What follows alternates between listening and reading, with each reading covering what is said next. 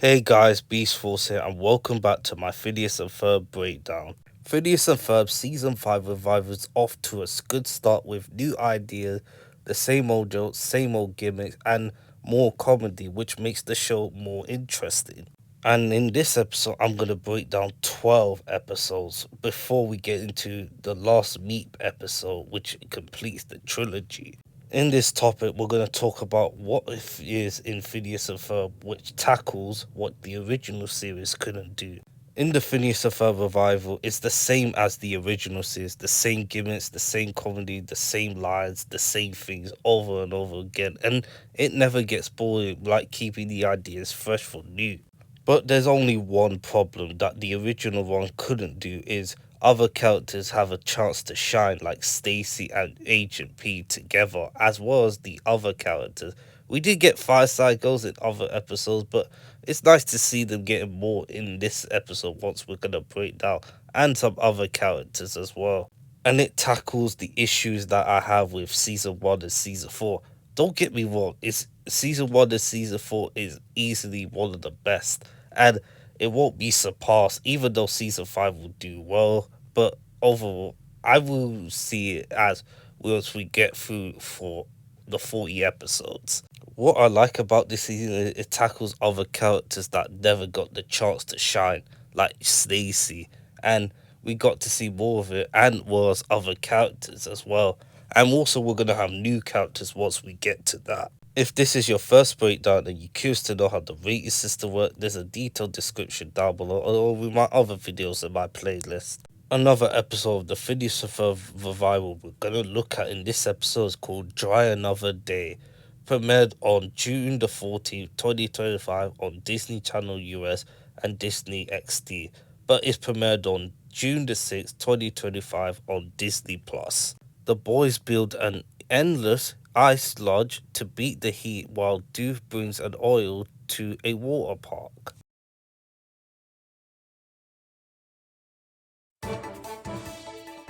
Temperatures surge as we hit record-breaking levels of heat. And we haven't seen him since For Your Eyes Only, which takes place after the summer, but this is his first appearance in the Phineas and Ferb revival, and we're going to see more as he does become a mugger in Tropey McTrollface. Sunscreen and stay hydrated, but that seems inadequate now. If you're thirsty or you're sweating and all that, please stay hydrated, drink some water and all of that. And also, Phineas is watching from his tablet, just like I have in real life. Wait, did you say lose the heat? Well, maybe we could lose the heat by illusion. Fair, but Of course, you can't escape front face Phineas. I know what we're gonna do today. And that's our first proper I know we're gonna do today. But he does said it in Cloudy of the Chancellor, but that was different. But this is the first proper we get I know what we're gonna do today. But we still haven't got Too Young. Like, yes, we are in this revival, which is such a shame. Love the detail in the blueprint. You get to see what it does as they're going to use it. Testing my brothers. If it's this hot, your brothers could be taking it easy too. Wow, she has a lot of fans on that route. Also, could that affect the electric bill? That's gonna cost a lot of money. And also, Stacy's still voiced by Kelly Hu. Okay, I gotta go. My phone's overheating. Before the phone is overheating, you get to see Stacy's face in Candace's phone, which they updated it like in real life in the iPhone.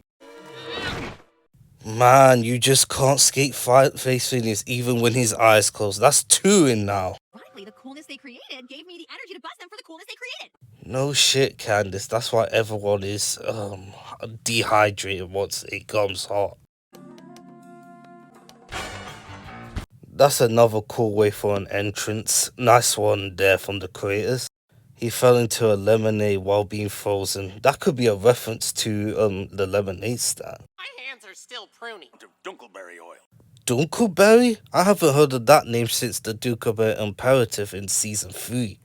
Just a minute, honey. One more minute really gonna make that much of a difference? Linda, it can't be for one more minute. You have to go outside now to see, but overall, it's just what we see. And that wasn't the last time she said no. Yeah, Mom, 1 minute really is going to make that much of a difference. I can't really blame her for saying things like that. I'm off to Charlene's to return her cake pan. And yes, we don't get to see Charlene in season 5 revival just yet, but nice to see her get mentioned again. Vanessa, Doofusmertz's ex-wife. Oh, I don't think so, Kevin. Hey, it's that talking zebra. We haven't seen him since Monster from the ID, but it's nice to see him again, and he does appear a cameo here. Nice that they brought him, but I never thought they did, but they did it. The talking zebra's drinking bubble tea, just like everyone's drinking real life. Have you ever drink bubble tea? Let me know in the comments down below. The wheel is so getting busted. Oh yeah, she got her driver's license now, and she's still driving a bike. But I realized Linda actually took the car, so Candace can't drive it right now. But will Candace ever get a car? I'd like to see that. Our policy states that you can't enter without a wristband. Into my trap! This is like nearly every Phineas and Ferb episode. It's just that Doofus has full parry the purpose easy, luring him to a trap. Drizzle used dingleberry oil for everything. Skincare, verb conjugation. Maybe I need dingleberry oils to eat it. I would love to taste it. You've gone a little overboard. And he has another car, and it's storage with dingleberry oil, which he's going to use. I never got to go in myself. My brother Roger had his birthday party there. And we get our first Phineas and Ferb revival flashback of Doof, and it's very simple, not as sadder than before, but overall, it's good to see us young Doofusmas once again. This Tryanator, I'll take away all the water and then I can replace it with my dingleberry oil. At least he didn't say the entire tri-state era, because without water, it could potentially lead to dehydration and death. I can relate Doofusmas to that scene. It happens to me when my foot gets hurt or my hands. I like how the trail leaves here, which is very cool. A slick surface eliminating friction. Just perpetual Hello? You licked it! Motherfucker, he didn't listen.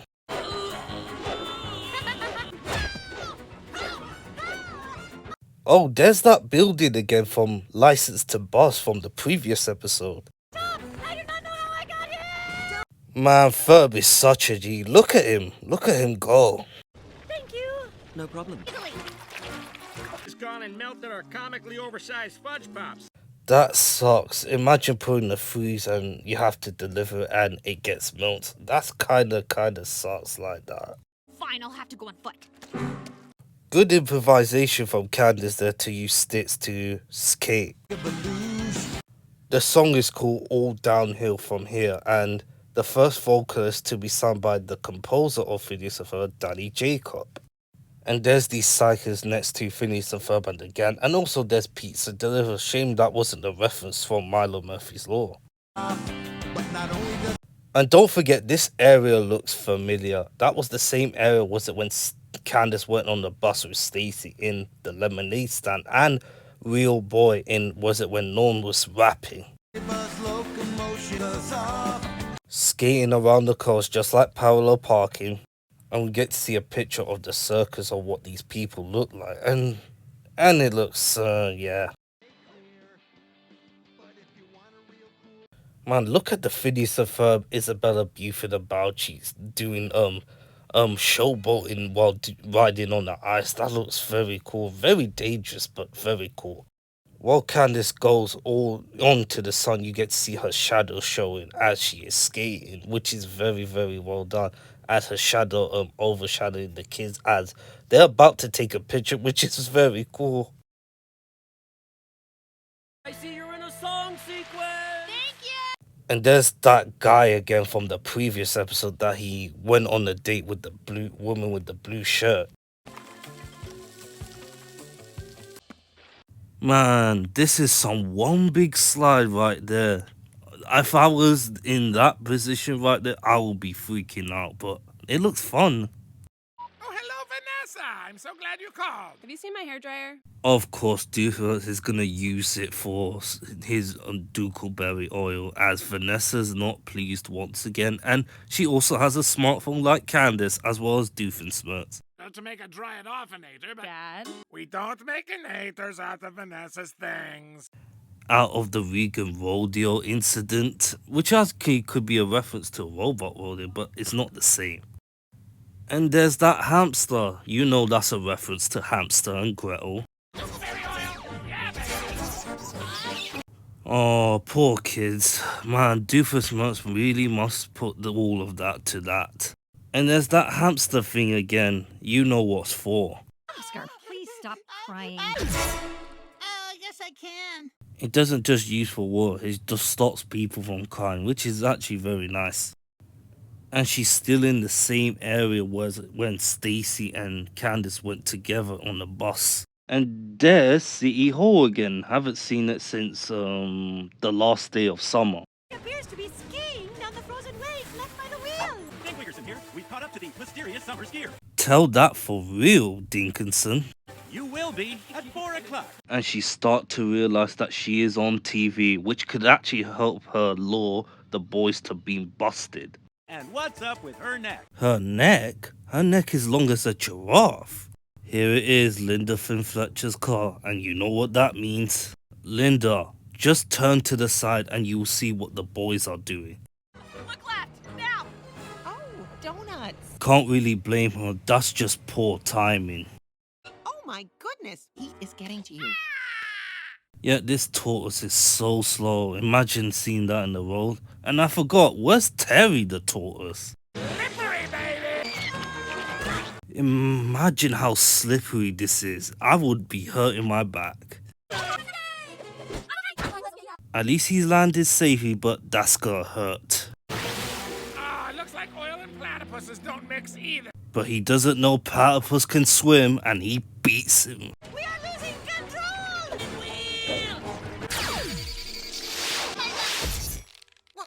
What? And it's not just the mysterious force take away the inventions, it's hurting Candace as well at her mouth.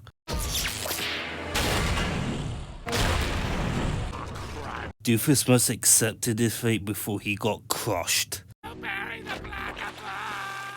Really liking the detail here whilst covered by Dunkelberry oil. Look at the squids right there, look at the lava thing next to it, and a lot of rice. This looks very, very cool. You're telling me you only got vinegar? It's the farmer and the farmer's wife. Haven't seen them for a while, but it's good to see them again because they're the most funniest part of this show. Vegetarians. Yeah. I asked for mine on the side. Oh, there you are. I'm not going to count that. If she said, "Oh, there you are, Candace," I would count that, but not at this moment.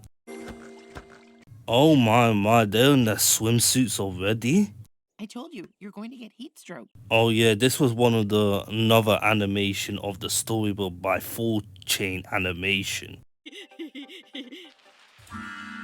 Imagine she takes a picture and she still fails, showing it in the broadcast she failed. It happened, was it when you were chased by, when we get to there, but nice to see a tortoise wire on the slope.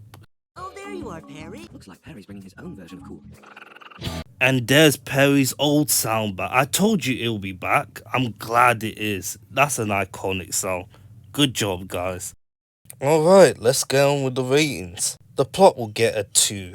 It's just your typical plot of Phineas and Ferb building an invention called the Ice Lodge to have fun with the gang, and also Doofusbert using a plan to remove water by using the Dunkelberry oil to have his own fun, but Perry the Platypus stopped him. And it's just connected to plot A and plot B all over again, as it is a typical Phineas and Ferb episode.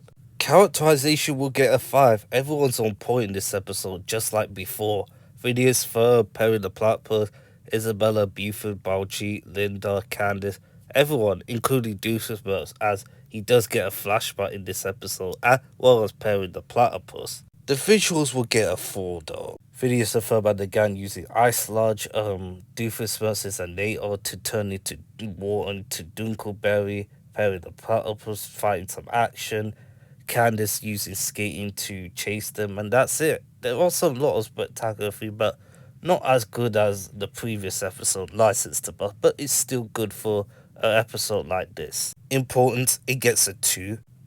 Really has some good things like the songs and other things that will play through, but that's it. It's not as memorable as the other episodes, even though you could skip it if you want to, but if you enjoyed this episode, I can't really blame you, and so do I as well.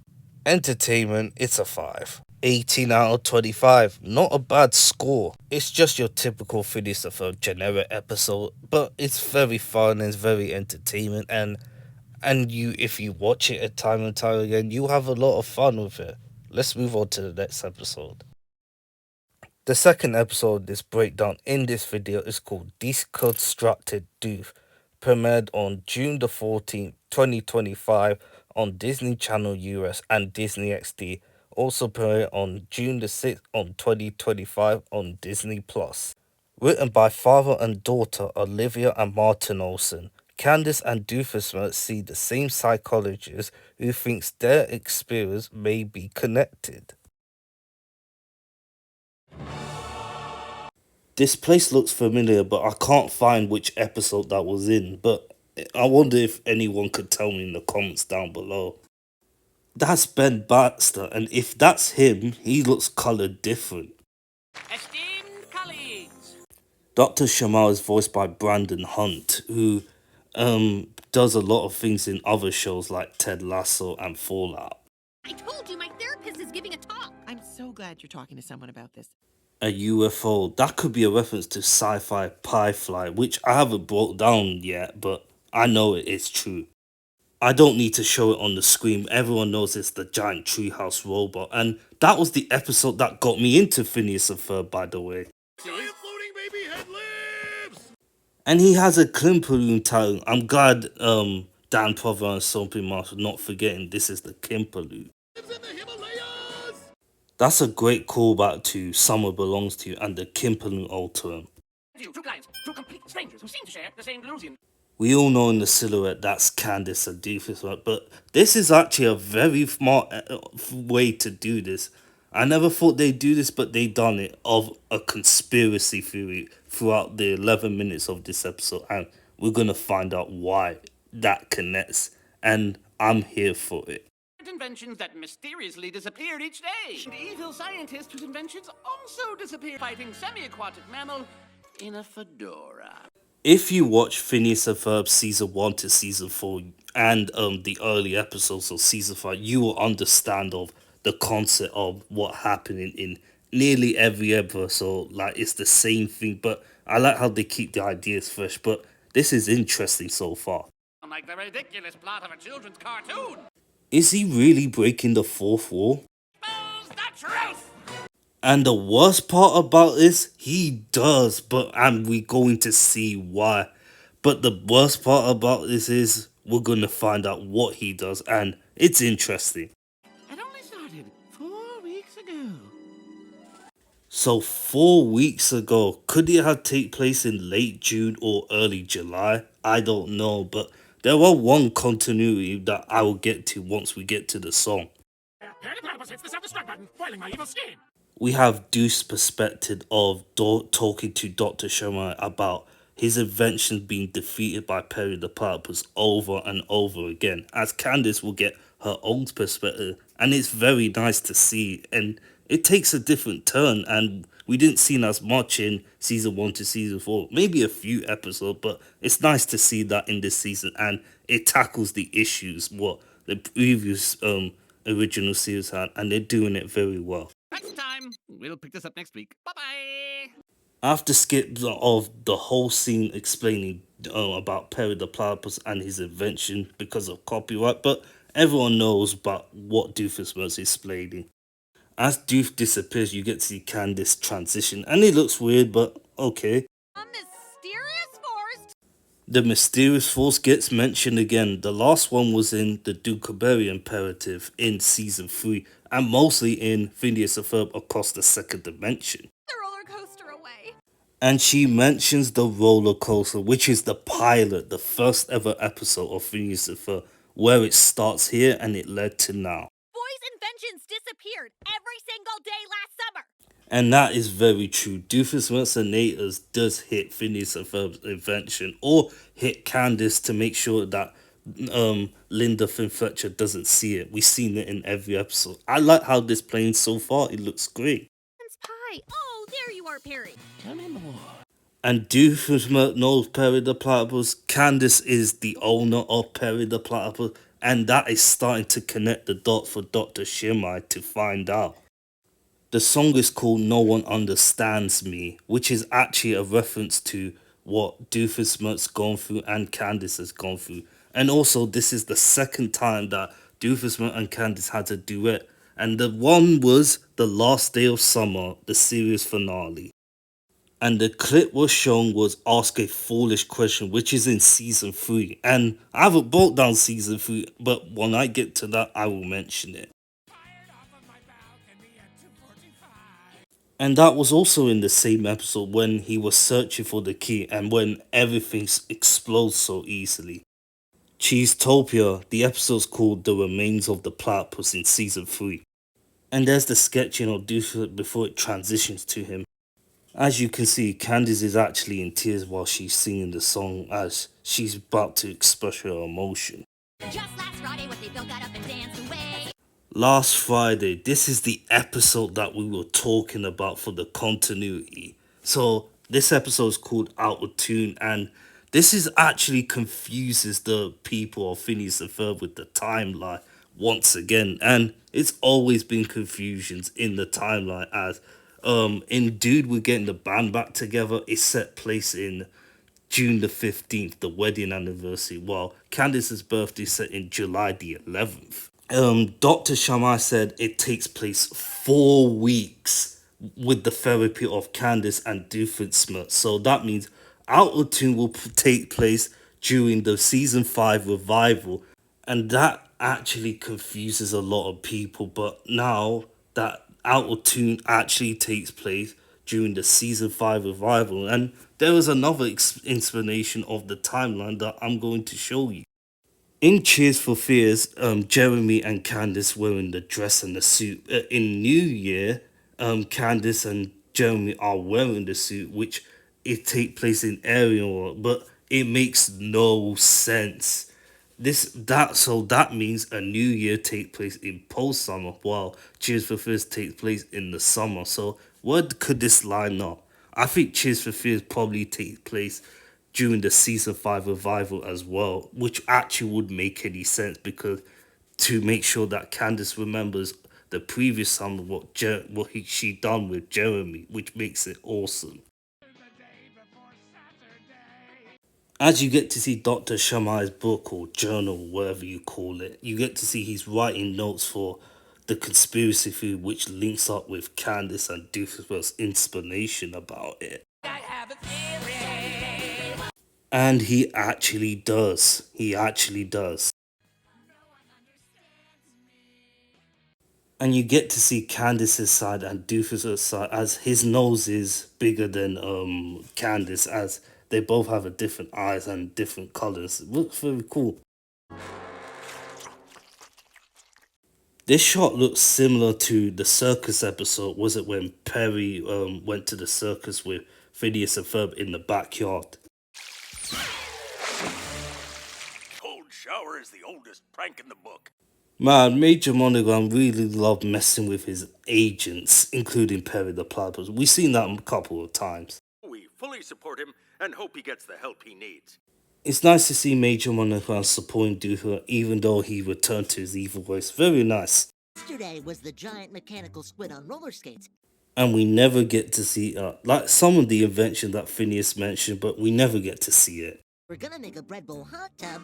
You gotta be kidding me. And that becomes a running gag throughout the rest of the episodes until we get to that point. Yeah, Phineas is a genius. Looks like we got more Finabella content right there. Her desperate need for attention, which she clearly is not getting from her mother. It is no wonder Candace is crying out for help. And that is very true. Candice really tries to crying out for help from her mother, as we get to see evident in Candice Against the Universe. Needed more proof to.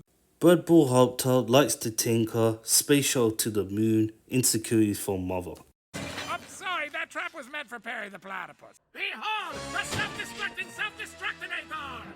Man, I really missed that soundtrack when the native was like dun dun dun dun dun. I'm glad they brought it back. Ah, Perry the Platypus, you made it. I hope you don't mind I asked my nemesis. Platypus was real. You know. I really like how Vanessa and Norm is chilling while drinking their cup of tea. Talking about another patient and another platypus. And we all know that's Candace. That is not a surprise there. It's all scribbled with different drawing, but it says script or something there. I can't see. Come on, commit to the bit. Oh, Dr. Doofenshmirtz, you're so evil. And he has a hat. I haven't seen him wear a hat since the Alka Files. Man, Perry is like, really? Is that one of your fake stunts that you trying to pull me in? What did I expect? Well, I am really gonna have to carry this whole show, aren't I? You're lying. Whatever, Dad. Exit stage left. This is like some cartoonish fight right there. It's a mysterious force for evil. Of course, he mentions the mysterious force too. He believes it as well as Candace. Shamai, you said to call when it's happening, and it disappeared. Disappeared? Just now? And Dr. Shammai is like, oh shit, looks like I found a theory which is actually linked together. Hooray, fired client, one claim. And there's sketches of his ball of Doofus and Perry. And there's the roller coaster. This one has to be the coolest things. Let's break it down. This is the plane to plane on the right, the beak, Troy's story. It wasn't in the Trojan War. Let's take a rocket to space in Out of Launch. And the squirrels in that left side. At the left, we see Football X7, the robot, maybe from the second dimension, the Meep with the ship, and Portal to Mars from Unfair Science Fair. I'm really liking this. And there's that chicken replacement measure on the board. I'm glad this got mentioned. This is one of the popular innators that has always been mentioned. And there it is, the first sketch of Phineas Flynn, which is designed by Dan Prover in the 90s, which actually leads to here now. And that robot doll from Canada was it in season 3, and maybe that 53 Treehouse robots that Dr. Shammai built. Look at the board. He just using the conspiracy theory to piece out altogether what Phineas and Ferb built with Perry the Platypus fighting Doof, which actually could link up to something. Oh yeah, that's Lone Gnome Beach Party of Terror, the Backyard Beach episode. And Perry the Platypus, and we see Australia. We see that in season 4, which is confirmed in Primal Perry and the musical clips, the Countdown, the second one. In the right side, Doki Momo, Giant Floating Baby Head, and that Boots, was it when in Ron Candace Run in season 3, which is by far one of the best songs, underrated songs ever. Others are making a flying disco blimp. How does he know? Probably Candace told him, or he sees it from the sky. We're gonna bust Phineas and Ferb once and for all. She said it in the trailer, but that wasn't this episode. This episode, she said it is in Disconstructed Doof. That episode. And guys, time for the musical dance. The song is called Disco Fear, which is one of the shortest songs in right now, as there are plenty more, but Phineas and Ferb, the gang, actually dress up from the 80s as a disco, which looks very cool. We like the design. To be honest, Isabella looks very good in that hair, even though I prefer her normal hair, but this hair looks very good.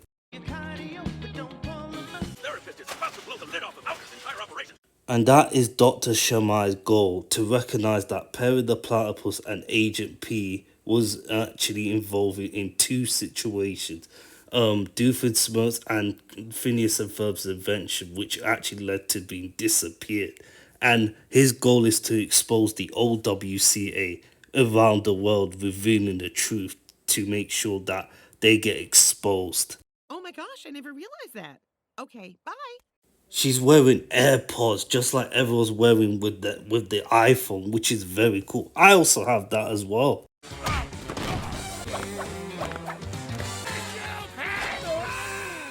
And Perry the Platypus dangles him up on the roof. Nice. In this episode, the Earth is drawn traditional and it looks all good, very good. My research, my proof, it was all here. And it was all because of Doofus bringing the Inator here. And he's acting like the Riddler. Really liking how Agent P is playing all along. Parachute pants. Time to get down. Proof! Oh, my beautiful proof! Oh, my briefcase. Oh, my valise. Look out! If Candace didn't do that, Phineas and Ferb will be busted once and for all.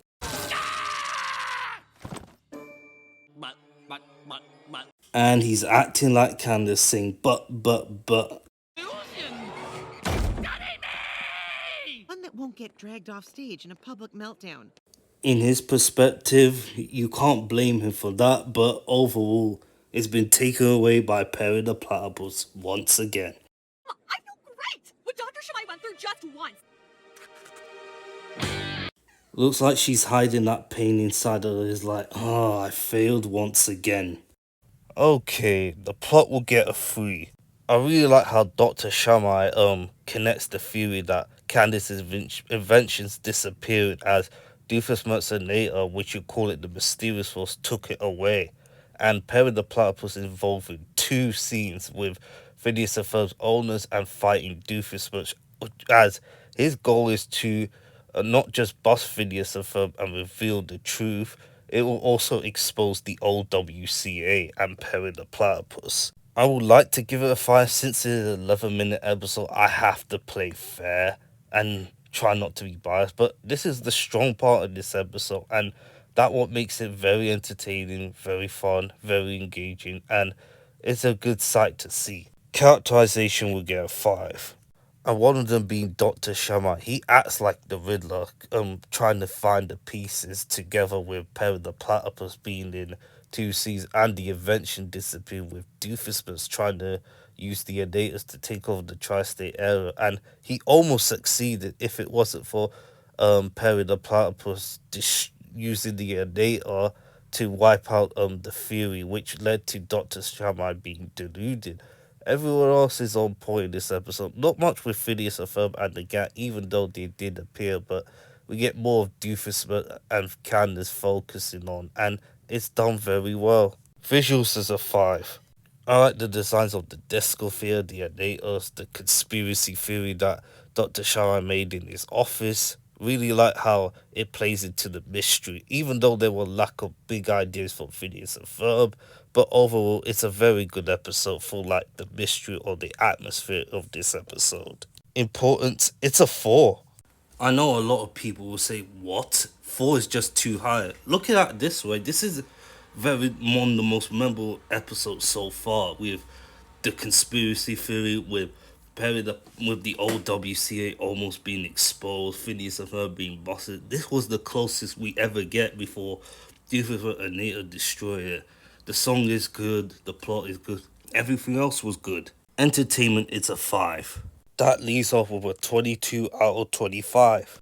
And I thought it was going to be 20 out of 25, but I'm surprised. But I'm confident with all my choices, with the conspiracy theory, the big ideas, the innators, and all of that. This was a very good plot, and the song as well.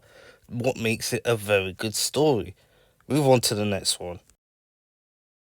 The third episode that I'm going to break down this video is called Tropey McTropeface, premiered on June the 14th, 2025 on Disney Channel US Premiere and Disney XD.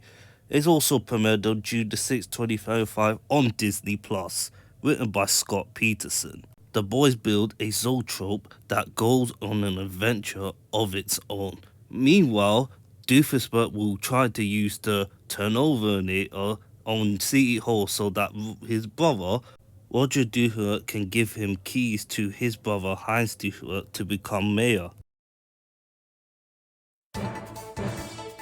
In the heat, in the sun. And there's Dink once again, and we at City Hall. The last time we've been there in Dry Another Day. And also the fact is, it's still continue on the heat from Dry Another Day. Danville Mother Mugger, a devious mass criminal. And we all know the Mother Mugger is actually Dink once we get to reveal it. But why is he disguised as the Mother Mugger? What is he doing? Discovered a new meteor hurtling towards Earth. Oh dear, another episode or another animation show we show the meteors heading to Earth. We haven't seen that since Communion's Court when Phineas and Ferb put his face there. East Red Bull Hot Tub. Zoetrope. After 10 years, we finally get an episode of the Soul Troll. This was supposed to be in season 4 on an episode called Bad Deal, but it didn't really happen. But we got it here now. This is actually the first time we actually go to see a Soul Trope in the series. And the song in the demo version was supposed to be in Bad Deal, but sadly in this episode it doesn't get used. And also, there was an episode called Bad Deal was storyboarded by Aliki Fiofolopo, which I found it on Twitter, but it's actually on her Instagram as well if you can find it somehow.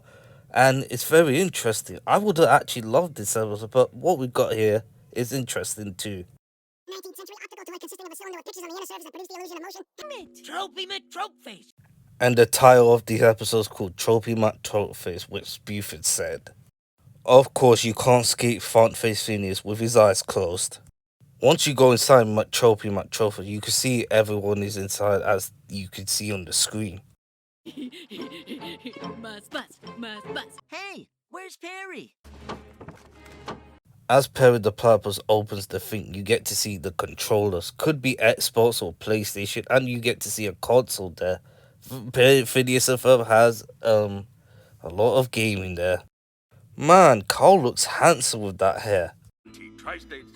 Those who don't know, Tri-State area is named after John P. Tri-State, and his first appearance was in Hip Hip Parade was in season 2, and nice to see his statue appears. Ago, and now it's upright again. Ah, Perry the Platypus. Crap, no monologuing. Perry really doesn't give a fuck. If you piss him off, you really pissed him off, and that's what set him like that. He's like, really, I don't have the time for this, so let's fight. Over, Nathan. And no, it doesn't make delicious turnovers. Actually, turn City Hall onto its side. In and take his place. You did in the last day of summer in the series finale of Phineas and Ferb, the original series, when you became supreme as a high overlord, which you make sure of that. Tropey McTrope is getting blasted by Doofus with his side over an ear as it turns quickly as it goes away. Very, very interesting. Tropey McTropeface. Barely 9 a.m. Yeah, we're at 9 a.m. in this episode, so that means it hasn't been lunch yet. Now he belongs to the world. I really like how Fer's being dramatic here, but overall it's very nice to hear him speak. Tropey McTropeface. The song is called Tropey McTropeface, just like the episode title there, and it's sung by none other than Michael Bubble, who does a fantastic job with the song. And this is the third time we get to see this building. Was it Licensed to Bust and Dry Another Day? But once again, we get to see that. Danville Aqua Adventure Park. We're back here again since Dry Another Day. I really like how they put a lot of effort on the Zoetrope, which is very, very cool. Really nice detail there. Face. And that won't be the last time we get to hear this song, as we do in the end, or whatever. I know people asking, why is Linda wearing an umbrella during the summer just to keep the heat off so that she doesn't sweat, which is very, very useful. There's that mother mugger again stealing umbrellas, just to be taken care of by Tropey McTropeface. I don't know who I should be angrier at. Built that giant zoetrope. That's dangerous. And this is the third episode that Linda recognized that Phineas and Ferb's inventions has been built, but she doesn't recognize that Phineas and Ferb built it. If only Candace knows what the name is of Zoetrope, then Phineas and Ferb would have been busted, but they don't know for sure. Van Storm reunion, and this is the second time. The last one was in It's No Picnic. And there's the Van Storms, Biffany Van Storm. Behind Buford is actually Buford's dad, and it could be his brother, sister, or cousins, I don't know. This could be Buford's uncle right there in the left, and maybe other people there. But it's also nice to get to know more about the other gang's families. We should start the tree chopping ritual now. Her voice kind of sounds different. Isn't that she used to be raspy? Who said something about our sons and busting? Of course we should start the tree chopping ritual now. Even though her voice is not raspy in this episode, at least she's still voiced by the same voice actor as Paloma, who also voices Bridget Murphy on Milo Murphy's Law. Come on in. Difference is long enough to enjoy this unexpected comically large wheel. And we all know that Buford saw it earlier while building it with Phineas and Ferb, and now his family's going in to join the Zoetrope. And they are having a fun time. Good on them. Tropey McTropeface. Ephemeral nature of things. I like how Buford gets emotional about Tropey McTropeface. Phineas and Ferb eventually actually brought a lot of good in the world as the Van Stones start arguing. Imagine it brings the world into world peace. That would be awesome. Phineas and Ferb invention can solve a lot of problems. Not everything, but many problems. Don't you have anywhere else to be?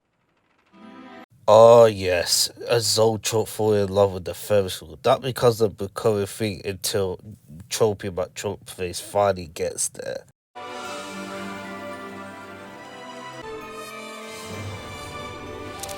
Bought files, just a trip on a rock. Nice. That paddle wheel, we're goners. It may propel us forward.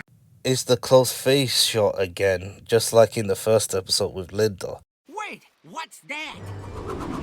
Tropey McTropeface is here to save the day. Name the boat Explodey McSplodeface. Oh, the irony, man. 11:57, but Perry the Platypus and Doofus were there at 9, so it has been nearly 2 hours or 3 hours. Wow. As Doofus even incorporates later, you get to see the gnome, which Doofus had since Beach Party Gnome of Terror. As the apartment of Doofus even incorporates upside down. It's weird to see. Let me flip it around. As I flip it up, you get to see Doofus is like, he's up there, which is actually funny, but he's actually down there as more of the layers details of Doofus versus Evil Incorporated. Wait, it's not even noon. He's got a heart out at noon. Didn't see that coming with that song there. Oh, there you are, Perry. Platypuses don't do much. Those who don't watch season 1 to season 4, that's a recurring gag of, he's a platypus, he doesn't do much, which Phineas and Ferb reiterates throughout the rest of the series. And also, this is the second time that Candace showers Perry as he's cleaning them up since misperceived monetary. Was it with the 100th Battle of Doofus as Perry the Platypus missed it because of a regular platypus? Dink Winkerson? Dun dun dun. But why steal umbrellas? Just wanted to be in the shade, lady. And I don't really blame him for that. I would be in the shade if I was flaming hot in the sun, but I don't really blame him there, but stealing is wrong, I guess. And also he doesn't come out, as he does release him in jail in Needless in St. Louis as he start reporting again. Winkerson being arrested. How are we supposed to roll it out? I thought she was gonna say, what, does a Zoetrope just fall out of the sky? But I like that anyways. And of course, Sons of Wheels gets to hang out with Tropey McTropeface. And also that's a reference to Sons of Acne. And they got a tattoo of Tropey McTropeface, nice. Also, Tropey McTropeface got a tattoo of the Ferris wheel, which is hilarious. And there's the logo of Sons of Wheels. And also the singer who's doing the song for the guitar thing of Tropey McTropeface is from Love Handle, Danny. Taught me how to love. Second time's the charm, Tropey McTropeface. On its head, sir. Just like Biffany Van Storm, Norm's voice sounds different, and he's still voiced by the same voice actor. Crunchy eggs for breakfast. On its head, sir. Doofus using the inhaler as it turns around. As you can see, Tropey McTropeface trying to get to the Ferris wheel. A meteor strikes coming in. And we get to see the Finn Fletcher's antiques. The first time we've seen it in the revival, as he looks different there compared to the original. Tropey McTropeface saves Earth. A new hospitable home planet. Poor dinosaur, he finds a hole and then the mirror hits there. I really hope that he gets out of here or he meets his doom. Just like the previous episode, Earth in Phineas and Ferb is traditionally drawn here as Tropy McTrope, the Zoltrop, is in space as he's gonna get sent back to Earth. It is not your time. That's the Zoltrop deity or a Zoltrop god, whatever you call it, sends him back to Earth telling him he's not his time as he was about to be frozen in space but he prevails them. I've been turned 90 degrees. You inexplicably large and enigmatic zoetrope! And there's that D sign from Doofus Evil Incorporated. That will never appear in that sign in Season 1 and Season 4. And there is Marsh Hardware. I see what you're doing, creators. Third time is the charm. Yes, a Ferris wheel ride is the perfect end to the day. Trope face. Aw, he found a friend. And he does, after going through a lot of adventures, starting the meteorite, Doofenshmirtz and all of that. He has deserved that moment, Tropy McTropeface. Hey, look at me! I'm a hamster! Those little baby merry-go-rounds here before? A Zoltrop and the Ferris wheel having a merry-go-round of 3, just like the kids together with a wife and a family. That's a perfect way to end it. Face. And there was one quote from an episode that someone said that Isabella was asking Phineas to go to the wedding, but they chose to have a memory in the fun preserver route, which it didn't happen in this episode, but at least we got a Ferris wheel of both of them together. If there's any way to describe this episode, it would be beautiful. The plot will get a 3. Phineas and Ferb building a Zoltro is great, I know, but Doofenshmirtz and they are hitting it from the side, which causes the Zoltro to go around everywhere, helping the van storms, stopping the meteorites, getting the tattoo from, and saving the boat from there, as the Zoltro is actually done very well, even though it's not human or an alien. It actually represents what an object is, and it shows very beautifully as he ends up with the Ferris wheel towards the end with the merry-go-round. Characterization will get a 5. Everyone's inconsistent in this episode. Perry the Platypus, even though he didn't do too much to fight Doofenshmirtz, and it's good to see Norm again after, and he has a different voice now, as we get to see of the McTrope face as he travels around everywhere, starting the meteorites and everywhere. As he's just an object, he doesn't have personality, but he fits in the character of Phineas and Ferb gimmick. Everyone else is fine, including Buford, as he always have a heart for the Zoltro, along with his family as well. Everything else is very consistent here. The visuals will get a 5. There are a lot of stunning animation in this episode, even though it may not be as quality as the other episode, but it's still very good. With the Tropy McTrope face, the Innators, the Ferris wheel, and all the other bits and pieces there, which actually keeps your interest. And it was very, very fun and very well thought out. Importance is the weakest part of this episode so far. For the important part, you can skip it, but in my judgment, I don't think you should skip it at all. It's still beautiful, well done, and very creative. It may not be as memorable as Claudia the Chancellor Mom or Agent 14, but it's done very well to hold on of its own. While the episode's entertaining, continue to hold on strong. What a beautiful episode. Everything you can have on it is very, very interesting. It may be an object of Tropy McTrope face, but it shows you that it puts a lot of effort on the animation with the love with the Ferris wheel to get you enough to care. And there are a lot of good jokes in there as well. Overall, let's move on to the next one. The 4th episode of this video that I'm breaking down is called B-Roll Blast. Premiered on June the 14th, 2025 on Disney Channel US and Disney XD. Also premiered on June the 6th, 2025 on Disney Plus. Written by Joshua Pruitt. When Lawrence's old bookcase collapsed, the kids build a new one for him with a lot of extra features. Meanwhile, Doofenshmirtz creates an army of plants in his likeness to take over the tri-state area, which turns against him in spectacular fashion. It doesn't have to be chowder. We get all covered in. We all be delicious. And they'll get covered once they go inside the Bread Bull hot tub. I need to stop calling it Red Bull hot tub. It's Bread Bull hot tub. Here, for scale. Phineas in a tuxedo. He has worn the tuxedo before. Bowl hot tub. And this is the first time we get to see the concept of the bread ball hot tub, as it won't get made in this episode, spoiler alert.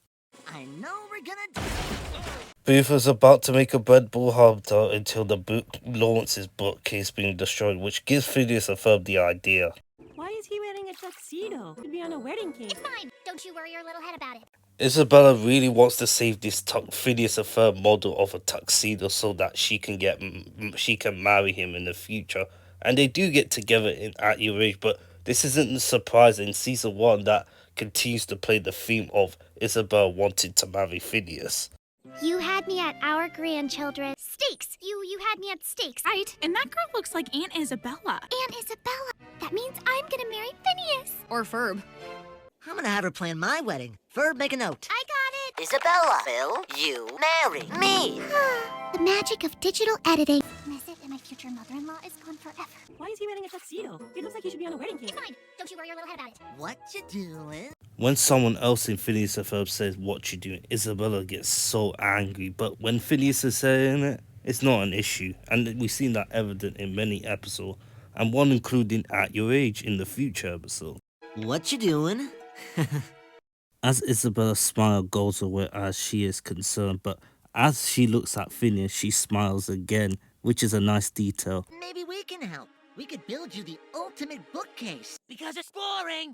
Well, Buford, it can be interesting, but I agree with you. Reading can be boring at times, but overall, your bread pull out is a better idea. But in this episode, it's going to be fixing about a bookshelf for Lawrence. I know what we're gonna do today. Case, isn't it? Yes, it is. That was a missed opportunity to Phineas saying, yes, there is. Where's Perry? Why would we need Perry to build a bookcase? Oh wow, Perry's gonna use a pinball to get into the lair. Wow. Agent P beats Carl's high score. My god, the platypus can do anything. Going back in, sir. You can't keep chasing that high. Man, Carl is just like me, trying to beat the high score or get the most points. But overall, you just keep on trying and trying, and sometimes it doesn't work. It's a spanner. A wrench with an English accent. I'll put on a scheme to show you what tick means. Parasitic arachnid that attaches itself to larger warm-blooded vertebrates? In the second episode, Buford read the dictionary. I wish he got a dictionary once again to show you what it means. This photo of me kicking an orange or... That has to be a reference to some means sandwich submarine, which Doofus was shown it by kicking the orange too. Reading helps with your imagination. Once the blueprints goes up, as you can see, there's a layers in there with the bookcase of all of them. This is very well done, combining with the blueprints and the inventions there. Swings, secret passages. I mean a foosball station. Pool that's hot, filled with soup. That's the bread ball hot tub that Beef is still mentioning, and it won't get made in this episode. I like how they all work together to build a pile of books, while Candace watches in the box, which is hilarious. Hypnosis 101 for everyday use. Anyone can do it. Well, Linda's reading My High Strung Teen Parent Child, which has to be a reference to what Candace is doing while she's busting her brothers. Need me to see anything today. Dad's recruited the kids to help him build a bookshelf. Ever since season 1, I take that back, he's still breaking through doors and Doofus layers in the apartment. Man, Perry the Platypus, you gotta pay all that damage. Perry the Platypus. So glad you could come by. Took me 6 days to chew all that gum. 6 days? Or do you mean 6 days non-stop by chewing it again and again and again? Or just to keep his teeth clean? There are some different types of chewing gum you can chew. Oh, my face plantinator! With my face! Which we're going to see once we get to that. Oh, stop. The other kids used to tease me. Heinz has no chlorophyll! The two people say our chlorophyll, it means a green pigment presented to green plants or clear bacteria, which responds for the obsession of light to provide energy or photosynthesis, which Doofus has mentioned. I never knew this until now, but it's very interesting. But I guess they'd run out of taunts and had to get creative. The meat plants! Look at these guys! as you get to see Doofenshmirtz's plants are a face, as it looks like it, and it is like it. And it's also a reference to Plant vs. Zombies, what else? Once again, Doofenshmirtz create an army of himself, just like in Night of the Living Farmers, one of my favourite episodes, by the way. We'll take over the tri-state area. Made them omnivorous. I'll put in the screen what Omniverse has. There's so many things that I don't know, which I know, but used to know, but it's very interesting. How did you? Man, look at Perry the Platypus smiling after he blew the gum bubble right in that Doofenshmirtz. Now attack, my handsplants! Attack!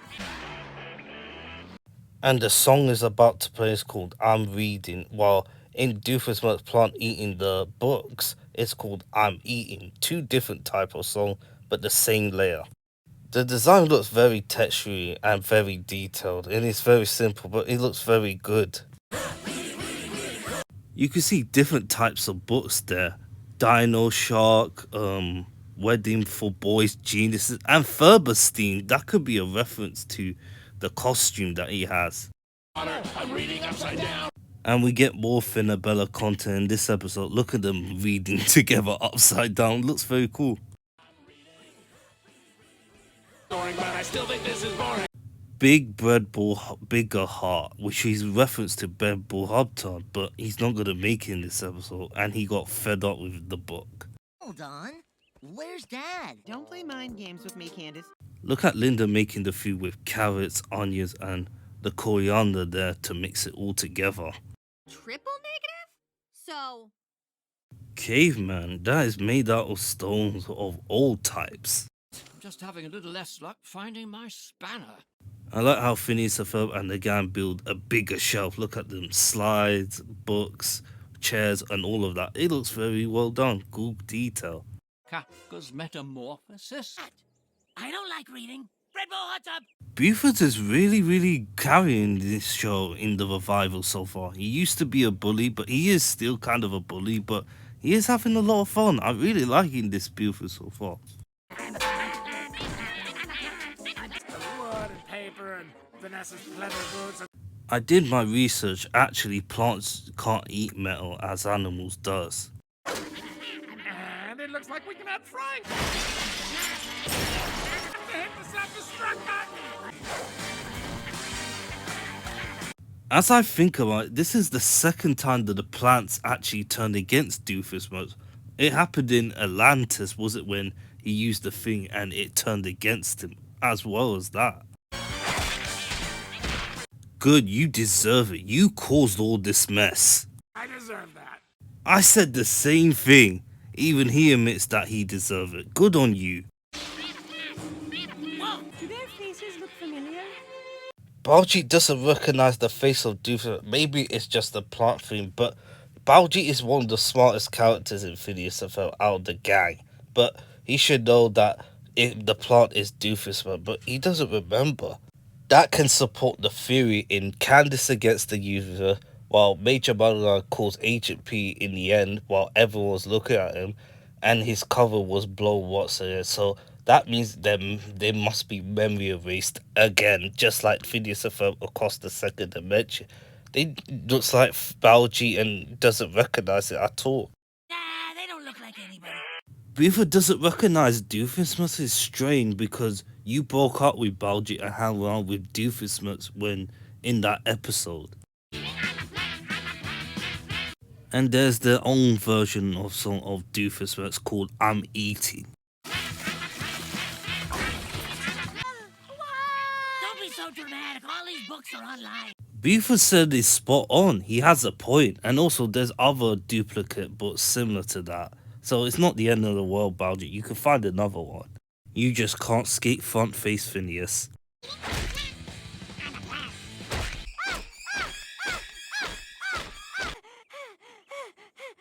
Man, I never seen Baljeet that aggressive since Mission Marvel. Once again, front face Phineas, you just can't escape in this episode. Take the higher ground. He's like, it's over, plants. I have the high ground. That's a reference.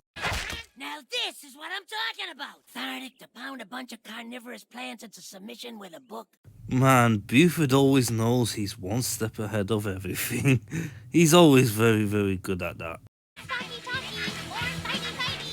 More Finn and Bella as they stand together to fight the plants. Amazing. Only apply to local colleges. I'll put you in the nice senior care facility. Okay.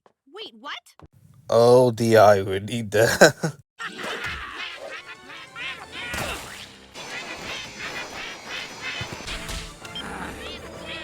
And there goes the plants, all been destroyed.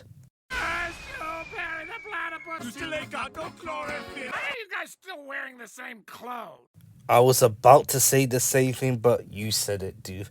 Why they're wearing the same clothes? At least Doofus was wearing different clothes in different type of episodes. We did it for the comeback! It seemed bigger. Oh, Candace, I can't wait for you to have children of your own one day. Well, she's already planned to have children, Xavier and Amanda, and we do get to see it in the future. Nice callback for Linda to knowing about this. Sorry we lost some of it. There was a bit of an incident. I found my spanner. Nice! Oh, there you are, Perry. You guys are so weird. I like how they all freeze in slow motion as they don't move, as Candace really touched Phineas, as we get to see a front-face version of it. Also, we saw it in the trailer and also in the storyboard where we see it in full chain animation. This is the 8th episode of the Season 5 Phineas and Ferb revival, and this is the first we get a new post-credit scene in this revival, but kinda, but it's same repeating, but at least we got something.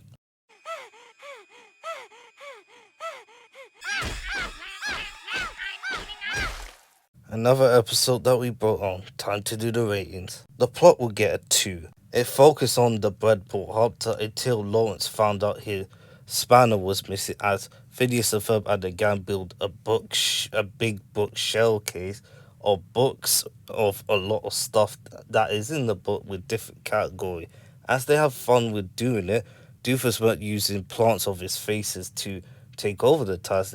Instead, he fires at the backyard, which destroys Phineas and Ferb's invention, as Perry the Platypus destroys it by the self-destruction. Just as always, it's just your typical plot, but overall, it's actually pretty good. Characterization will get a 5. Phineas and Ferb again are very consistent as usual, but it's nice to see Lawrence Fletcher getting the spotlight, as he does appear in March in many episodes, License to Boss and Claudia the Chancellor Mom, and the first episode, but it's nice to see him get the spotlight. Candace, Linda, no problem, as well as Doof and Perry. Everyone else is very consistent in this episode. The visuals, it will get a 4. There are a lot of good animation, like Phineas and Ferb building a big shelf of the inventions of their own.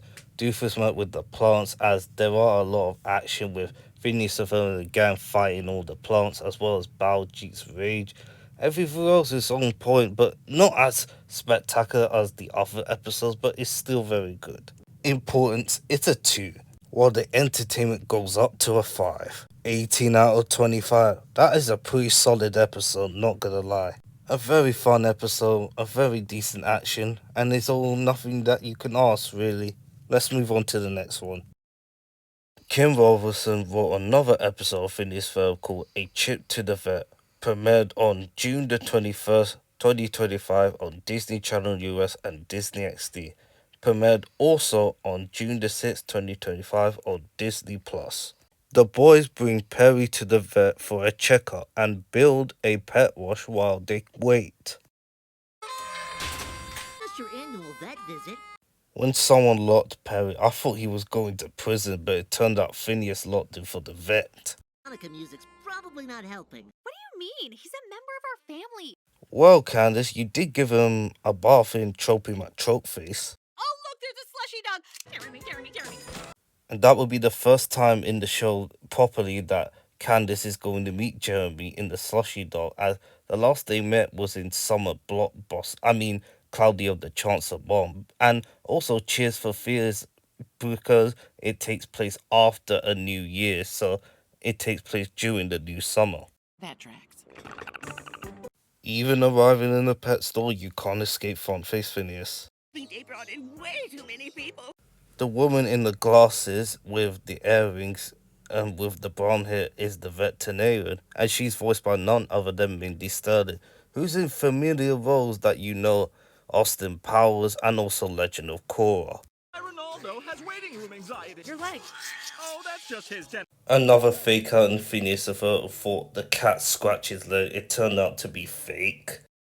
The lady on the glasses is the receptionist, and she's voiced by none other than Kelly Dempsey.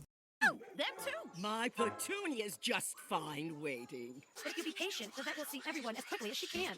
That's two front-face Phineas we've seen at the Chip of the Vet. Again! soothes you. I'm so sorry, Daddy forgot your brush. 3 in this episode, I get to pause and see front-face Phineas. What is going on? I know we're gonna do this. Oh, you're way ahead of me, Ferb. And that's why he's called Man of Action, Phineas. Ferb is a man of action for a reason. Once, we know exactly where Perry is. Certain because we tracked you to the slushy dog. Major Monogram always have a tracker on the agents of what he's doing, but he's not at the slushy dog there.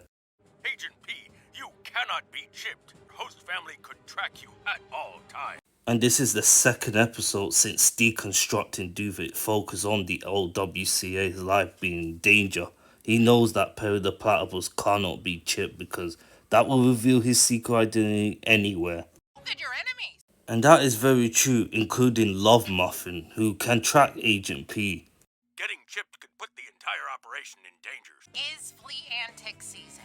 Yes, it is. After 9 episodes, we finally get yes it is. But it's disappointing it's not said by Phineas, but I'm glad it's said here. We finally have it here. Thinking about hot dogs, and I just walked by this place, and the third bite, you're committed. Is that Perry the Platypus? I like how it zooms into Perry the Platypus as it shows the cat in the background and he's in the vet. Or something. He should watch what he eats. I have to go over there and antagonize. I hate myself. Wow. And we actually going to see our first proper Jeremy and Candace. And also, Jeremy has a new voice actor. Get ready. Ew. That might be why they made me assistant junior manager. Jeremy Johnson has a new voice actor now. And some people say it's David, the voice of her, but I don't know. Some people say it's Adam MacArthur, the man who voiced Marco from Star and the Force is Evil, but he's not credited there. And a lot of people ask, why isn't Mitchell Musso voicing Jeremy in the revival? It's because he's arrested for public intoxication fee, expired registration, failure to display a driver's license, and violating the promise to appear notice. The charges were dismissed in 2023, but the damage is already done. He was also in trouble in 2011 for DUI, but he continued to voice Jeremy in Disney, but not there. It's just, You're conditionally in charge? Well, only on weekends before 11. Oh, there's that manager from the Slushy Doll from Season 1 in Unfair Science Fair. Paying customers only. There's also that sign. No flirting with employees. What color really suits your eyes? You've already been warned, Buford. Buford's flirting with Jeremy? Could he be LGBTQ reference for Buford? Could it be? It's weird that they're building adventures, but that's not in their backyard, which is strange, but alright. But I do remember they did it in many episodes, so I can't remember, but I know it is. Be careful with your hair, Isabel. You do not want to go bald. And Baljeet has a hair just like a poodle dog. As you get to see Phineas and Ferb's adventure with different designs there, as you get to see there's a slushy dog there next to it far away, but it's nice to see it close in this view. Give him his chipping gun and send him to exam room 1 when he gets here. Oh, hello. Have you seen a platypus around here? Doctor? No, yes, straight to pharmacist for some reason. Oh yeah, that's one of the most underrated guys that Doofus has always seen mistaken as a pharmacist, which he is. We've seen it one of them in Happy Birthday Isabella when Stacy thinks that Doofus is a pharmacist, which he is. Like a tracking chip? How about this? They will plant a tracking chip into an animal allowing anyone to know where they are at all times. My goat! I didn't laugh at this joke, but this joke caught me off guard, and they're doing a very good job with it. I could chip Perry the Platypus, a platypus findinator that I didn't even have to think of. Doofenshmirtz didn't realize until he found out that chip he can use to trap Perry the Platypus at all times to gain the advantage. The last time he did that was it in Hide and Seek in Season 2, and we all know how that went. Really? Oh, this is too easy. You're just a regular platypus. Nice save from Perry the Platypus not wearing the hat in disguise to make sure that Doofenshmirtz doesn't know since Season 2.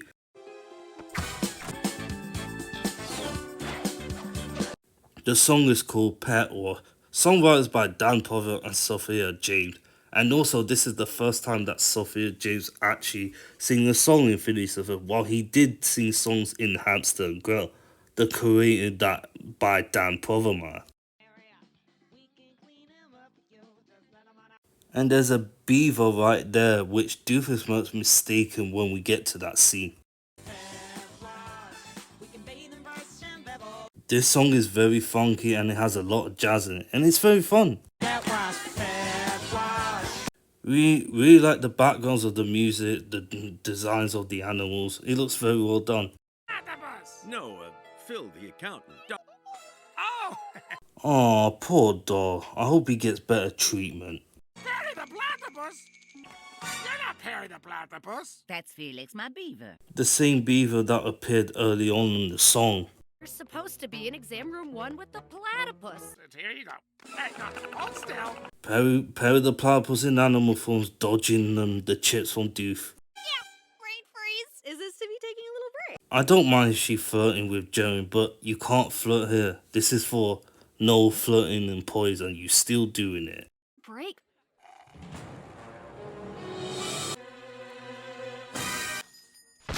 That's what you get for not obeying the rules, Candace. We got all his shots and Perry got promoted. Even Perry the Platypus isn't this difficult. Oh, the irony, Doofenshmirtz. He doesn't know that Perry the Platypus is not wearing the hat. It's been happening since Season 2, but I'm glad they're playing the gimmick.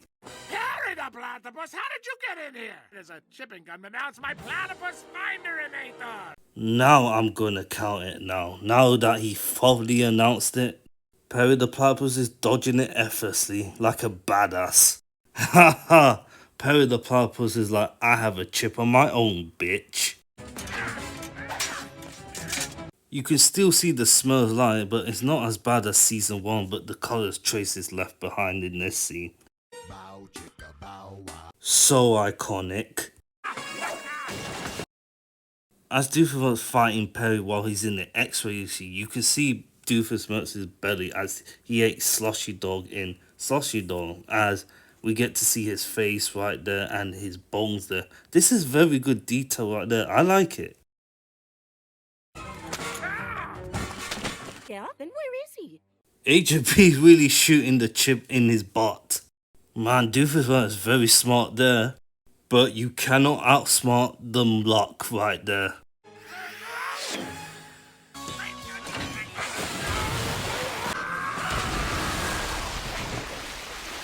Rainbow. But. The rainbow appears when it's sunny and raining at the same time, which is actually pretty cool when the rain from the pet wash or Phineas and Ferb invention does it.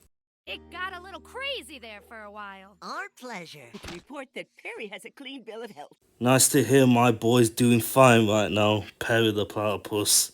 Have him chipped. He's a platypus. They don't do much. And that is the first time in Season 5 Phineas Flynn said, he's a platypus, they don't do much. Just like in Season 1 to Season 4. Nice that they record that. He's like, thank fuck my owners have common sense, unlike my nemesis. That's me, from that time I went feral. He said feral. I thought he meant debate camp in What Did I Miss in Season 3, but it's different. You hear that iconic scream from Ferb, just like the goat and the fish. That's a perfect way to end this episode. This episode is very fun, but it's going to get a 2 in plot. It may be the weak part, but it is very, very fun in this episode to see Perry the Platypus investigating why he's in the vet while Doofus had found out that Perry the Platypus is in the vet. Well, he's going to use a chip to track his location for his enemies. Well, Phineas and Ferb will try to do the same, and we all know that doesn't happen in the end. It's nice to see Candace and Jeremy again together in Sashi Dog, but again, it's more focused on busting in the end, and we all know how that went out. And there are good things in this episode too with the song. Characterization, it gets a 5. Everyone is on point in this episode once again. Phineas, Ferb, and the gang, even though Isabella doesn't get to speak much. And also it's good to see Jeremy Johnson again, even though he has a new different voice actor, but he's still the same as before, as well as Candace talking to each other, which is a nice school moment. And Buford flirting with Jeremy, could that be a reference to what he is right now? And everything else is done very well with the receptionist and the other people in the vet. The visuals, it's a 4.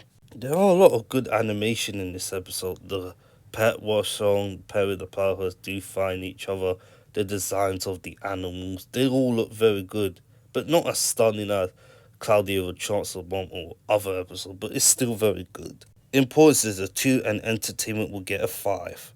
This is a good episode. It's the same as the other episode, but at least it has spectacular new ideas, new locations in the vet. We get to see Candace and Jeremy, Doof and Perry find each other. Overall, it's a very good episode. Move on to the next one. Sonny Carnan goes on to write another episode of the Phineas and Ferb revival called More Than an Intern, premiered on June the 21st, 2025 on Disney Channel US and Disney XD. It's also premiered on June the 6th, 2025 on Disney+. Carl tries to help Perry stop Doof while working 3 other part-time jobs. 2, 3. Kilimanjaro in roughly 11 minutes. I wish they mentioned the Helen Mayers from Summer Belongs To and the Kimpalong Autumn, but Kilimanjaro, alright. Because it'll be morning in Africa when it lands. Ferb makes it back in time to see it happen. Oh, I forgot. Ferb is actually working, so once we get to there, well, Carl doing his thing. Even think about suggesting the bread bowl hot tub again. Great idea, Isabella. Hey, where is Perry? Just like that, Perry the Platypus has a mission at night, just like in the previous original series. Looks like Perry's there's going through construction while rebuilding it. Mysteriously disappearing all over Danville. Mackerel specifically. Get back on that camera, Carl. What are we even not paying them for? And we still go for that unpaid intern, but the last we heard of it was in Where's Perry Part 2, as Carl is officially paid as intern, but To earn money making new entrances for your lair. which we already saw in the revival, and we're going to see more in the future. I'll just get it with the remote.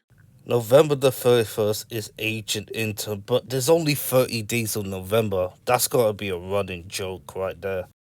Why do we even have a dance party setting? Go Carl, he is boogieing. Oh. Here of workplace acquaintances. This is the first mention of acquaintance, as it does get a lot of heavy reference of acquaintance in the Summer Party episode once we get to it. Oh, I've got to get to my part-time job. Everything else is a hobby. And this is the first time in the revival we're going to see them all. The last time we've been there was in Night of the Living Pharmacist. It's these two guys again. We haven't seen them two together since License to Bust. Was it when the pregnant lady was a statue? It's Turf and Turf night. We got a food critic out there. Earl, where are you? I'm at work, sir. P still hasn't finished his mission. Agent P is near me unless you have a tracker and me, too. We talked about the tracker in the last episode to make sure that Agent P doesn't discover by his enemies, but it only happens when the old WCA Major Monogram tracks the other animal agents.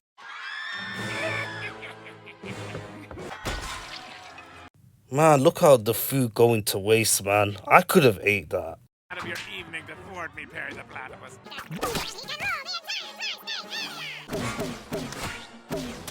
I recognize that guy. He probably in the Phineas and Ferb ad or something, but I don't remember. But can you help me find it? Let me know in the comments down below.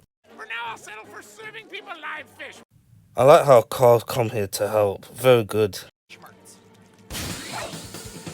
The song is called Carl the Intern, but it's replayed as So Much More the Intern. Nice. Carl is awesome. It's such a shame that Major Monogram boss him around all the time, but he is very good and handy, and he does become a leader in the future in At Your Age. Really are the cream of the corn. Oh, thanks, boss. I know Major Monogram appreciates him, but he does boss him around, as I say again, but it's nice to see other people appreciating Carl. And that is the food crit. You should know this is a reference to from Ratatouille, Anton Ego. Oh, I'm not a food critic. I'm just working on my screenplay. The appetizer felt unmotivated. Carl's relief is only a screenplay, and also, the food crit is voiced by none other than Vincent Martella. You want to know why? Because he explained it on Instagram. Oh, weasel toes. I've got to get into costume and get to my next job. Poor Carl, he's gonna be working job after job after job during night shifts. I kind of feel for him. Imagine working the old WCA through day and working at other jobs at night. That's gonna be exhausting. How was the meal, sir? The turf was excellent, but the turf left a bit to be desired. Ferb is a fook, and that could be a callback to when he has a secret double life this whole time. Anyone else around here leading a bizarre double life? Put your hand down, Ferb. And there's the sign of the moon, and it looks completely different. It's the same, but the sign looks completely different. It looks different compared to the nighttime color palette, but the texture and the layout looks so different in the revival than the original. I think this is a step up from this one. Literally clowning around. Come on, Major Monogram. He's been working so hard that night. Just give us some respect, please. A birthday party. Perfect. This is. He ruined prom night, baby shower, wedding, an art show, and the only two left is birthday party and go. You ruined the art show? Now this is personal. I wish this was a gift card. Man, what a catch from Agent P. Look at Carl, he continues to be awesome once again, helping out other people. He's so much more than an intern. I don't. There's Brittany, and we're going to talk about more once we get to that scene in the end. Just have to get to my next job. I have an engineering degree. We should take it down? And Baljeet thinks that they should take down the invention before it disappears themselves, but we all know what's going to happen. As it transitions as Phineas and Isabel play nice. The best pizza in Danville. And look at the pizza mascot, it looks so funny. There's a pizza version of Dan and Swampy Marsh, and there's a pizza version of Linda Finn Fletcher and Lon Handle as well. This is nice detail right there. They're all pizza with faces. You're just in time, delivery boy dude. I got a fresh one going out. This one's priority, pal. It's perplexing how impatient patrons are for a pizza pie with a profile pic upon it. Alliteration. Don't be late. Remember, customer retention is way more important than employee mental health. Agent P is going into triple overtime, and Alka will be bankrupt. Isn't Alka government funding organization? Because in the original plot, Perry Platypus said he's working with the government, but it never stated the show, but it could be implied. But so how is the old WCA going bankrupt for this? Maybe because the government don't fund them anymore, or something else bad happening. Just get to it, Carl. I really like how the bubbles are going inside while the fish is moving. Because their hands are full. As his grappling hook connects it to a wire as it extends there with the hook grappling it to the top of the roof.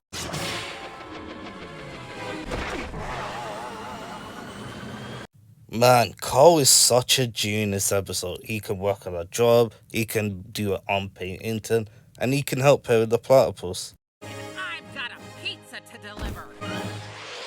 Welcome! Punch!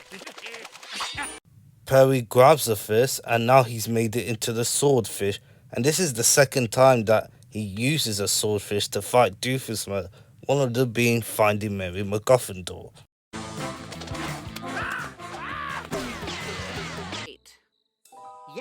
Yes, it is. And this is the first time Phineas Flynn said, yes, it is, in the revival. I'm gonna bust you guys.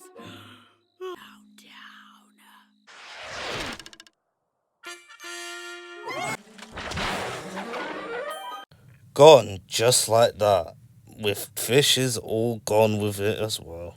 We are not fish leaping distance within any body of water. Oh, so you give a platypus. And Perry the Platypus destroys it as well, finding a way. Just like every Anator, it just self-destruct or explodes just like that. Can't believe you opened an aquarium but forgot to buy any fish. They have to wait to see if it falls out of the sky, but not at this moment in time until... And there they are. You pay the platypus! And this is the second time we get to see a view of the mall, and it looks stunning. Like I said, I prefer this design of the mall in the revival than the previous one. It looks good, but the inside, I'm not sure yet. Pizzas. Whoever doing the job in the elevator is not doing a good job of fixing it. He's gonna get tired after he goes up the stairs there. And I almost completely forgot Carl working at a pizza, which is actually a reference to the MWCA years before that. It's been over 30 minutes. Free. Carl, is that you? And yes, Major Monogram actually lives in the apartment now. In the last episode in Excalibur, Major Monogram was living in a different house in separate bed. This could imply that Major Monogram divorced his wife, so again, we don't know, but I'm gonna assume that it is. Just like Linda and Love Handle, Major Monogram gets a pizza of his face. Antics. I've told you 3 times now. Those are my part-time jobs. And I don't really believe Clark. We've seen that in many episodes of Season 1 and Season 4. Major Monogram does treat Carl a little too much disrespectful as much. Carl has been working at 3 jobs, and it's nice to see him standing up to himself on his boss's terms. I'm an unpaid intern. How do you think I afford to pay rent? Even have to pay for my own parking at Alka. Love this job, but if I keep having to work like this, even in my off hours, I like how Carl bring out the unpaid intern part right there, and Carl has to get paid because he's doing 3 jobs, which is the reason why he's getting paid, so that he can earn money for himself. Goes without saying, I'm going to say it. You are one of the hardest workers I know, more than an intern. Thanks, sir. I've even got a special surprise for you. Promoted to paid intern? Be sure to validate your parking. A paid intern. That would be preposterous. I like how they mention about Carl trying to be unpaid intern, as he still is, but Major Monogram could consider it. I remember in Where's Perry Part 2 they mentioned it again. I am officially promoting you to the title of paid intern. Understand we won't actually be paying you. It's just a title. Of course, sir. I think my career just took a giant step forward. While in Where's Perry Part 2, he is paid, but his title's known as unpaid intern. It's just for Major Monogram to mess him up, but he is paid, and that's going to take a step forward for him. Can it, Brittany? She did appear in Summer Blockbuster, but we finally got a name. Her name is Brittany. Honey! I'll see you in the morning. Okie dokie, the plot will get free. The plot is the strong point in this episode, but I really like it. And it showed why Carl has 3 jobs, working with a pizza, working with kids, and working at the restaurant. He had to do a night shift along with doing the intern, working with the old WCA in the morning.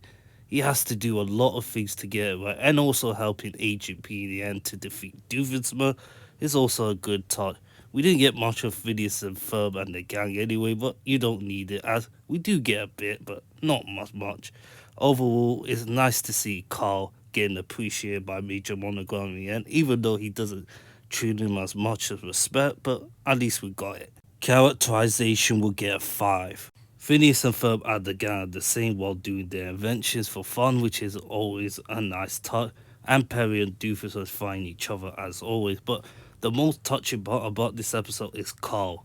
He had to work on job after job after job, and he started to get relentlessly tired, and he had enough with Major Monogram, as he tells him in front of his face, which Major Monogram makes sure that he becomes paid intern, even though his title is unpaid intern. But it's nice to see the shown of the glimpses of what Carl could do, as it set him a path to become leader, as we've seen it in At Your Age. The visuals is the same. There are a lot of good visuals with Carl having 3 jobs, with the designs of the pizza, Phineas and Ferb and the gang having fun, and Doof and Perry. There are a lot of good animations in this episode, but not as stunning as the previous episode, but it's still very good. And I really like the nighttime palette and the mold design again in the revival. Importance, it gets a 3. We did get a couple episodes focused on Carl, like Undercover Carl in season 2 and Carl being evil in West Perry Part 1 and 2, but it's nice to see him get the spotlight again. But this episode is very strong and it made me care about Carl, as some of the characters I don't, but he made me feel like I do care about him. Entertainment will get a 5 as always. 20 out of 25. It's actually a very surprising score when you put it that way, but this episode is so strong, focusing on character building, which we didn't have in the original series. Maybe some episodes like Candace and Doofus were getting a lot of character development along with the other characters, but it wasn't as much. But in the revival, it actually fixes the issues what the original one are, and it's doing a very good job. Moving on to the next one. The father and daughter duo, Martin and Olivia Olsen, goes on to write another episode of the Phineas and Ferb revival called The Aurora Borealis, premiered on June the 21st, 2025 on Disney Channel US and Disney XD. It's also premiered on June the 6th, 2025 on Disney+. The Flintfletchers take a cruise to view the tri-state aurora. Meanwhile, while Doofenshmirtz is tempted to steal items from the ship to get the most out of his all-inclusive cruise, Vanessa rekindles a relationship with an old flame, Monty Monogram. You hear that iconic song? That song was used in season 1 to season 4, the original one, but I'm glad they brought this back too. Perfect setting for a humongous bust! Well, technically it's a ship. And that wasn't the last time that Phineas and Ferb will be on a big ship. We get to see something that only happens once a decade. Aurora, a natural light show in the sky. Of course, you cannot escape the wrath of Front-Face Phineas. But it was sweet of Stacy to pets it. And you know what comes next when we get to the scene. Get ready. Eat my pixels, teal boy. Lucky shot. Perry is a gamer unconfirmed. And also, this is the second time that Stacy is hanging around with Perry. And I'll show you why. Those who don't know, in season 4 of an episode called Happy Birthday Isabella, Stacy found out that Perry the Platypus is a secret agent while fighting Doofenshmirtz. And outside, Perry the Platypus is the owner of Phineas and Ferb, and they've kept it a secret since then. And I'm glad they picked up the plotline, because I had concerns about it, but we finally going to have a Stacy Perry the Platypus scene. And that won't be the last when we get to Agent 14. Cool noodles and get to the Danville docks. Olga is on that ship celebrating her birthday. We're going to see Major Monogram's aunt once we get to that scene, and it will be someone else who will be there with the family. And there are background characters you're familiar with. Woman with the blue shirt appears again. Also that woman who said, "Are you taking a shower now?" in the aquarium episode. I really love the setting there with the pool. Everyone is enjoying themselves, and there are familiar characters you know. A lot of kids are having fun. Oh, and there's Django in the left side. Been needing a break from evil. It's so much more than a job. A job? We all know what you're gonna do in this episode. It's a lifestyle. My travel sizeinator. As Doofus shrinks down with the lamp as it glows in whilst it gets smaller and smaller. The same thing happens when it gets bigger and bigger in the side. Simple detail, but it's very effective. Feel everything on the ship? It's as if so I'm getting my money's worth. So Doofus' plan is to shrink all the items in the ship and bring it back to his evil incorporated to use it for money or something there. That's gotta be evil, but that is a very smart way to doing it. Maybe have fun. A deep dive into the history of this ship and oh my. Let's head to the spa. And we all know in Candace's face, she knows that Phineas and Ferb will be up to something, and she will be right. I know what we're gonna do today. Man, look how Phineas takes his clothes off as he's wearing his swimming suit. Cannonball. Yeah, this is fun, but there's only so much we can do with these blocks. Did you pack those miniature medieval catapults? Really like the designs of the ship. You can see a lot of designs in the backgrounds and the bricks as well. They've done a very good job. Go! I'll take that. Perry the Platypus. There is Major Monogram's aunt, Aunt Olga. I like how the clouds covering the people there while the shadows continue to spread as it gets bigger and bigger. Another simple detail, but this is another well done right there from the animators. It's time to head back into the windowless casino and lose all sense of time and spatial awareness. Man, Phineas and Ferb knows how to build everything. Even without adventures, they can build a castle. They could do anything. Well, Ferb, I know what else we're gonna do today. Massage oil, honey. Relax. Ow. Okay, I'm relaxing. You gotta make sure you relax very well because your back will be better in no time. Here it comes. Doofenshmirtz, is that you? Monty. It's been a while. Always. I love Monty Monogram so much. He's such a special character when I see him, and looks very, very good. The last time we saw Monty and Vanessa together was in Drusselsteinowin, the Halloween episode, which takes place after the summer ended. And we all know his first appearance was 4, which I haven't even brought down yet, but when I get to it, I will mention it. And also, Monty Monogram is voiced by Seth Green, who does a lot of things in the media, including Chris Griffin from Family Guy. European aunt. You, nice young girl. I'll see you later. Shall we? We shall. Perry the Platypus throwing plates again. Man, Doofus is shrinking everything, man. I really love this scene. Perry the Platypus fit kits as they shrink. Good shit. Ooh, mini corn dog. This is where Doofus finally realized that Monty Monogram has been dating Vanessa, as he trying to find out throughout the rest of season 3 to season 4. It didn't happen. So has Major Monogram too. Man, you just can't escape front face Phineas. When you run out of kids to make balloon animals for? We're gonna need bigger balloons. I like how Phineas and Ferb think of an idea, and they are one step ahead again. What happened between us? You kind of just stopped calling. Our cross love thing was fun and all. Just couldn't keep lying to my dad about us. That was the recap throughout season 3 and season 4. Same with Major Monogram, as he was close to finding out in Drusselsteinowin, but Stacy covered up for them. Vanessa, was this your secret boyfriend? This a bat in the cave there, buddy? And Doofus realized that his daughter Vanessa is dating the enemy of the father of Monty Monogram, Major Monogram. Nice improvisation there from Perry. Potatoes, I'm gonna need another napkin. You won't just be picking up random people's soiled napkins. I relate to this guy. That's what happens when I speak to myself when I get upset. Oh, come on!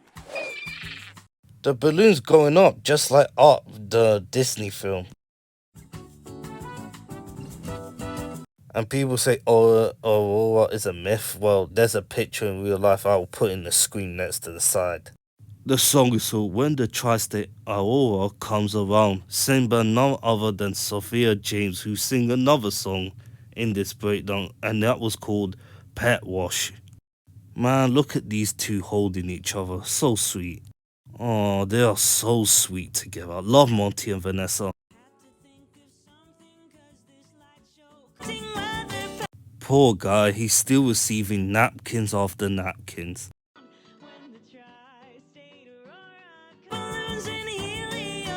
Man, Monty and Vanessa are really having a fun time, just like in season 3 and season 4. And he's back to waste money in the casino. Excellent. Oh, you sky rat! And he's like, if you insist. Thank you! But not for long! We did it! Candace opened her eyes while she hears Phineas and Ferb building inventions, and she was right. And that is a lot of balloons right there. Absolutely bustable! Oh, you need to relax, honey. Does Toy Castle have working catapults? I don't know, Doofus says. I don't know. Do you know? Gets covered in that green oil as it shrinks down. And there's that giant floating baby head again. I love this image though. This frame, he looks like he's Superman going to punch Doofenshmirtz. Hurry up, Mom, quick! Magnificent. Perfect end to our mother-daughter day. It is beautiful. Well, Candace busting fails right there again, but at least she appreciates with her mom as she doesn't go fully crazy in this episode. Of the Tri-State Aurora. Perry, are you really gonna kill Doofenshmirtz? My nature had a reverse switch this whole time. Just like in every episode, you could be the smartest person in the world or you could be the dumbest. Freeze! And you have been busted. It is. We're arresting you for smuggling a platypus on board. No pets allowed. I'm glad they recalled this from early on by Phineas Flynn, and they did. We're in international waters. They are such a great couple together. As much as I like Nessa, I don't mind them being together, but I like Monty and Vanessa more. They're so complicated, they're so funny, they're so perfect together, and we all know they don't get together as we've seen evident in At Your Age, which is the canon which we have to accept, but I like to see how Monty and Vanessa play out. Fine. Should have seen it up close. The scope of possibilities in this world is as vast as the ocean and as limitless as the cosmos. This makes all those clown college student loans worth it. That's what happens when you blow a boo and hold it. You have Helium inside of your voice. Curse you, Perry the Platypus. I love how Doofenshmirtz said curse you while smiling like that. You too, you awe-inspiring natural phenomenon. I'm going to give the plot a 2. The idea of the Flynn Fletchers going on a boat to enjoy the Aurora was very nice, and I really liked the balloons, the designs of everything else, and they really had a fun time. And it's nice to see Monty Monogram again hang around with Vanessa as they are having a fun time of them when we see the scenes of them, each other, and Doof and Perry find each other, as always, with Doofenshmirtz trying to steal items from the ship, but it turned out he got caught and Perry the Platypus escaped. Characterization will get a 5. Just like the previous episode, Phineas and Ferb, Candace and Linda are all consistent, along with Lawrence as well, but it's nice to see Monty and Vanessa again as we get to see him more in this episode since Drusel Steelwing and Vanessa and Monty Monogram having a good time together. Really like the interaction between Tooth and Perry while they were shrinking and they were finding each other, which was very, very cool, and really like everyone else in this episode. It's very well done. The visuals, it's a 5. There are a lot of good stunning animation like the Aurora, the balloons, and all of that with Perry and Doof. It's very well done, and it's one of the most stunning animation in this episode so far, along with many. Importance, it's a 2, self-explanatory, and entertainment will get a 5. 19 out of 25, that is a very simple and good episode. Very fun with Doof and Perry, and it's nice to see Monty and Vanessa and Phineas and Ferb and the Flynn Fletcher family having fun. Overall, it's a very good episode. Move on to the next one. Oscar Lemus on the honor of writing this episode called The Lord of the Fireside, premiered on June the 21st, 2025 on Disney Channel US and Disney XD. Also premiered on June the 6th, 2025 on Disney+. With the annual Fireside Cupcake Jamboree looming, Isabella finds herself chairing a troop meeting when their founder and overall leader, Miss Fireside, is unable to attend. However, things soon take a turn for the violent over a simple choice, vanilla or red velvet. Meanwhile, Perry and Doof heads out to renew their business license for the old WCA and Doofus Evil Incorporated, respectively. Hi, Fireside Girls. Fireside Girls Lodge. Haven't been there since Night of the Living Pharmacist in Season 4. And there are a lot of Fireside Girl characters you recognize. Millie, Kate, Gretchen, Addison, Ginger, and also that blonde girl I don't even know. And also Melissa's back as she joins in the team. Haven't seen her as much until Listen. As picking the cupcake flavor to bring. they're gonna do a Fireside Girl jamboree with the cupcakes, and we're gonna find out why. And also, cupcakes hasn't been mentioned that much since season 2. Was it when they go to Doofenshmirtz's lair? Oh, hi, Miss Fireside. You won't make it in today. Feel better. Bye. The reason why Miss Fireside hasn't appeared because the voice actress passed away in 2021, who also was the voice actor of Doofenshmirtz's mom, Miss Doofenshmirtz. And there is a picture right there that we've seen again since Fireside Girl Jamboree. Compliment session. You are worthy of every patch you've earned. Always inspire me to get 1% better. Charm and leadership ability. It's nice to see them complimenting each other. That's what Fireside Girls do. The Fireside Girls voice actors. Let's get into it once again. Holly is voiced by Diamond White, who's been voicing her since Summer Belongs to You, while Ginger is voiced by Michaela Z. Her mother is also Ming-Na Wen, who voices Stacy's mom and Ginger's mom, and also she voiced Teen Ginger in At Your Age. Addison is still voiced by Madison Pettis, and also Kate is still voiced by Isabel Ellis, who've been voicing them since they voiced it for the first time. While Gretchen is still voiced by Al Winter, who you know for familiar roles anywhere. Perry playing table tennis himself, that's cool. Who is evil business license? Tri-State Area, evil business license, Dr. Heinz Doofer. But what kind of handwriting is that? It's not a signature. Business license expired last month. This episode is full of coincidence, and this is one of them. Cupcakes are cupcake time. Vanilla. Velvet. And this is what this episode's gonna be.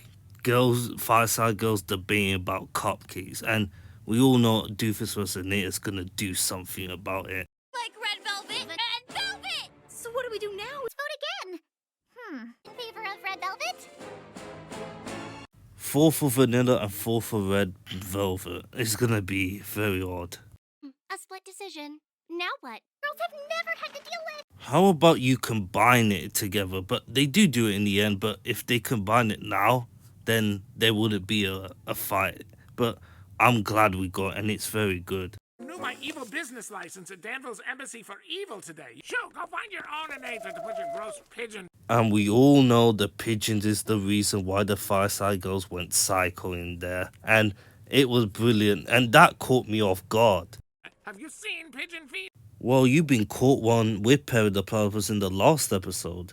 The trap I was gonna use on you, but my evil license expired.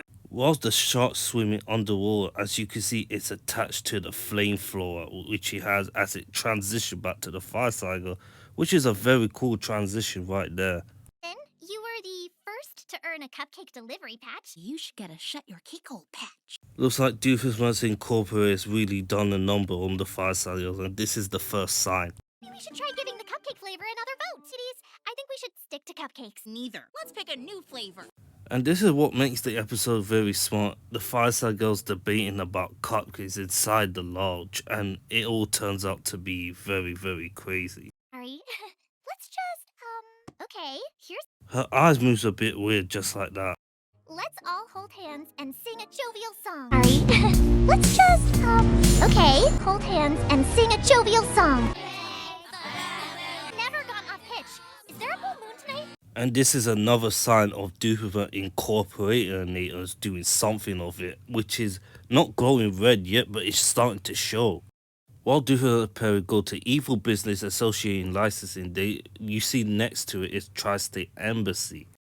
These pharmacists are very familiar from season 1 to season 4. Very familiar. If I'd say it's nice to see you, but I'm an evil scientist. Doofenshmirtz. And Dr. Diminutive is still voiced by D. Bradley Baker. Sir, I'm cutting in line. Doofenshmirtz cutting in line, that is so evil right there. You let me take over the meeting. Not too much for me, Gretchen. It's a cupcake vote. If your students vanilla cupcakes, we just want to do whatever we want. You're not the boss of us. Gretchen thinks that Isabella's not the boss of her. That really plays on Doofenshmirtz Incorporated getting stronger and stronger as it's going to set fire to it. Vote for a flavor. Who wants vanilla? Basic. Most patches, so yes, I'd probably do it. And that is very true. Isabella earns a lot of patches, as we've seen evident in Submarine Sandwich Submarine. But Isabella, have you got 50 patches in one day like Candace? Girls need someone to make a choice. What's going on? We're always on the same page. I have my own page. Oh, the bickering and arguing between the two and also the other Fireside Girls. This is gonna get heated once we get to the next couple of scenes. You look at Isabella's face, she's like, what is this? What is going on? The Fireside Girls never acted like this. Oh, hello, handsome. And he's still missing his backstory. But we also get to see Doofenshmirtz, known as Dr. Slushy, hides the ocelot which he was raised in the flashback. And he's 47 years old, which was mentioned in season 3, but I don't remember which episode, which plays into the strength that he was 57 in At Your Age. In the days Please do not monologue into the interface. What the fuck does that mean? Come on, man. And there are 4 nemesis on the scheme. Agent W, who you know from capturing Doofenshmirtz in the Hawaiian episode, and also Agent Silent G from Agent Doof, and also Perry the Platypus, and the Can of Bees. What the heck is doing there?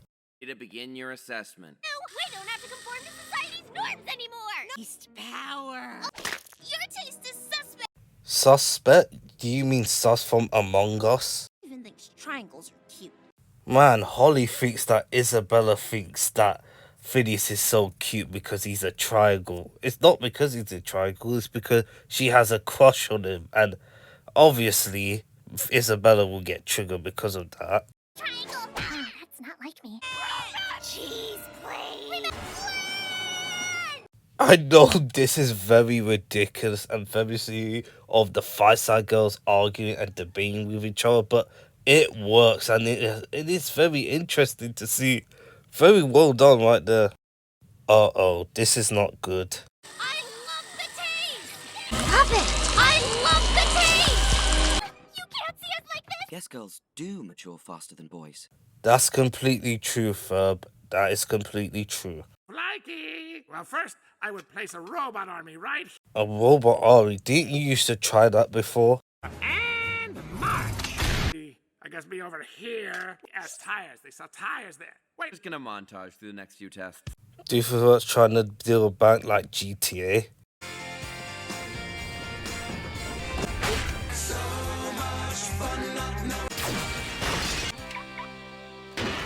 You're not doing a good job, Doofenshmirtz, but you're good at destroying this car. That is very evil. The song is called Watch It Burn, and it's hard rock heavy metal, and it's brilliant. Sung by none other than Alex Provermeyer, Dan Provermeyer's daughter, by the way. In Gretchen's team, there is Addison, Holly, Ginger, and Melissa. While on Isabella's team, Millie, Kate, the blonde woman, and the woman with the black hair, I don't know their names. They're using woods like riot shields. I like how Kate pulls a cherry like a grenade. Oh yeah, that thing was teased by Dan Prover, which we actually get to see when I watched the episode last month. How did this Fireside Girl get there? Melissa coming in clutch, just like that. Really liking the Cupcake battle versus the Cupcake battle. Not just the song is good, the choreography of the Cupcake fight is good, and the episode layout is brilliant. We did all the tests, but our system is down, so... Or you can do it all online. in this whole time? Well, ain't that a kick in the...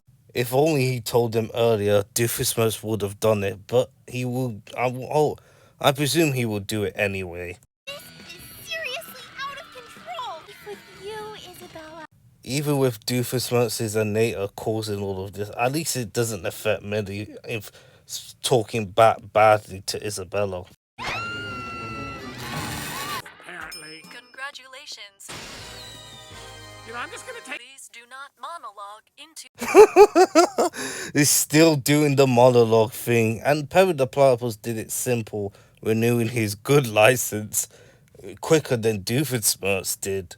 Maybe there's a patch at the end of this very dark tunnel. Down with these smell. Melissa's voice sounds different, but it's the same voice actress from before Mira Blinkoff.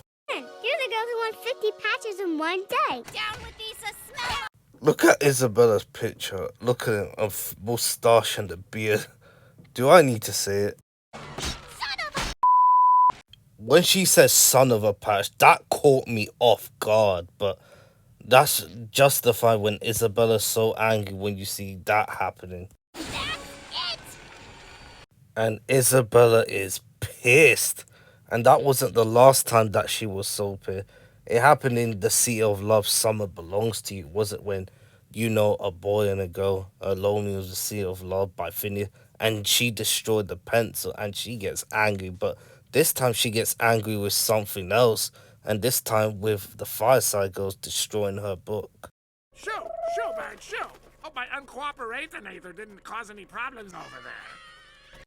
That caught me by surprise. I thought he scared the bird away permanently, but it came back, and the incorporator actually said it was the reason why Isabella and the Fireside Girl are fighting each other. That's what makes the episode so great, and it's done a fantastic job of it.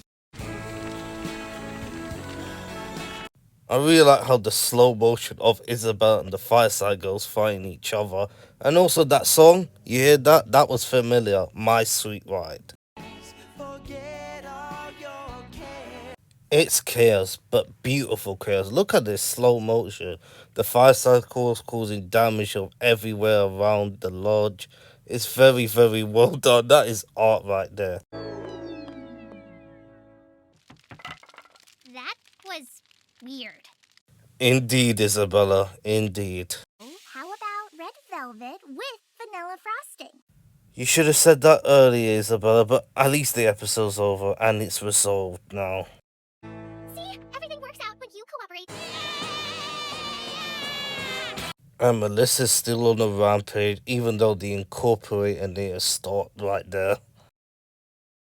Alright, where do we start from here? The plot will get free. It will just be a normal Fireside Girls over which cupcake is better, the red velvet or vanilla. And it turned out Doofus's incorporating actually caused them to unincorporate, as Isabella and the other Fireside Girls fight each other while using cupcakes and other items, which causes a lot of chaos. And it was very enjoyable. What made it is great is that they made it so entertaining and so fun.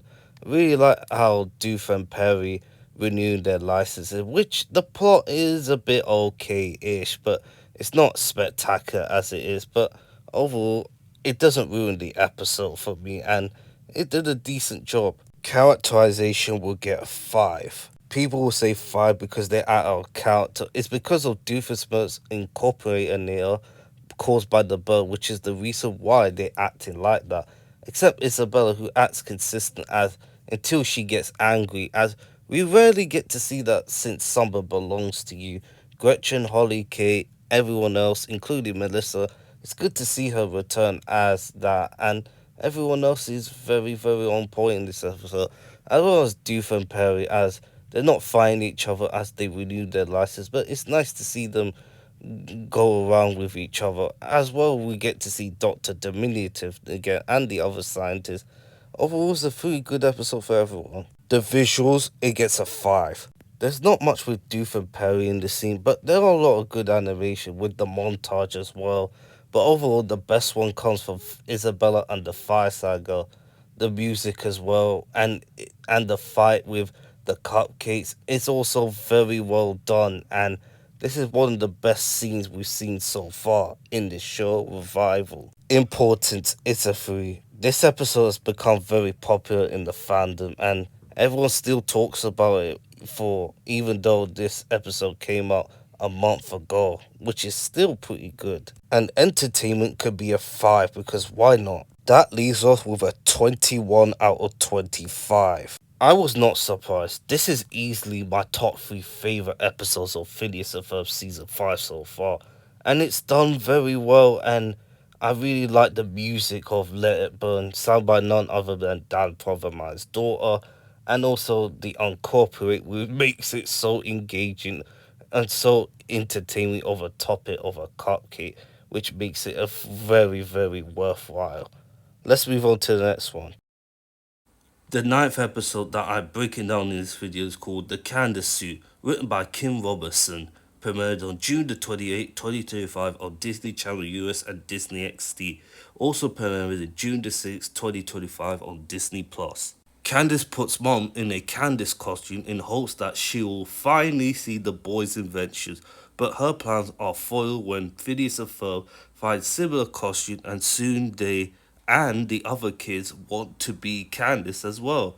Meanwhile, Doofus old potato salad ends up coming to life from his leftover Revivinator. In the first 12 episodes of season 5 of Phineas and Ferb, it said there's another 104 days of summer vacation, but in this episode it revert back to season 1 to season 4 of 104 days of summer vacation. No, Phineas Flynn's voice has still been the same. Yeah, metal beams, load bearing. She's using her board to keep up the schedule of what Phineas and Ferb are doing. Who's just writing this down gonna prove anything, Candace? To do it. 9:40. Even Phineas mentioned about the pogo stick, you can't skip the front face. Bye, kids. I'm off to the store. Wait. Their stuff only disappears when Mom comes out to see it. And we've seen that in season 1 and season 4 and many episodes of season 5 so far. The only time she's seen the invention in the revival was Tropey McTropeface, but she was unaware of if Phineas and Ferb built it. Want to dress up as maids, and the mysterious force will be fooled into letting one of the boys build stay. I don't think it's gonna work, but we're actually going to see in this episode, and it is very, very something. Didn't Buford make a full-size mold of you once? And that is a great callback. In Doofapus, Linda mentioned about a mold they build in, and Buford actually made the mold of everybody, and that was the episode. Tell me again, why you have a life-size mold of Candace? I got life-size molds of all my friends. Buford's got molds of all of us, Candace. I hate myself. They won. Platypus unaccounted for. I'm still gonna put in the counter at the end of the video. The kitchen entrance again, I see. Fridge, will ya? Wait, we have breaks? Indeed, we get to see more major monogram boss car, which is useful, which we get to see in season 1 and season 4, but this is another one of these episodes. Don't throw out my burrito ends. Ooh, burrito. That's gross, sir. And there is Buford's house. The last time I saw it in the breakdown was it Summer Belongs to You. Ladies. Man, Buford's wearing the robe, he's definitely got a lot of drip. Size mold of me? You didn't think it was weird when I used it to save you after you turned into a liquid? And we've seen that in Doofapus. Yeah, I still have the mold. When I first watched this last month, I was thinking, oh, that is so creepy. Man, Buford is so unhinged when it comes to doing molds. Are you involved in this? It's through, Jackson, my math teacher? I'm working my way. So Stacy's teacher is Mr. Jackson, who is a maths teacher, but the last time we learned about teachers was Candace's science teacher in Candace Party. Man, the Candace suits designs are so creepy, and it's so, what do you call it? But overall, this is what makes the episode work in this type of atmosphere. Should see how many he has of me. That was the first pancake. Ew, gross. Relatable, Stacy and Candace, relatable. Sorry, Beatrice. We work as a Candace suit for Mom. You don't want to hurt right here. I'm definitely not gonna say something in this episode, in this scene right there.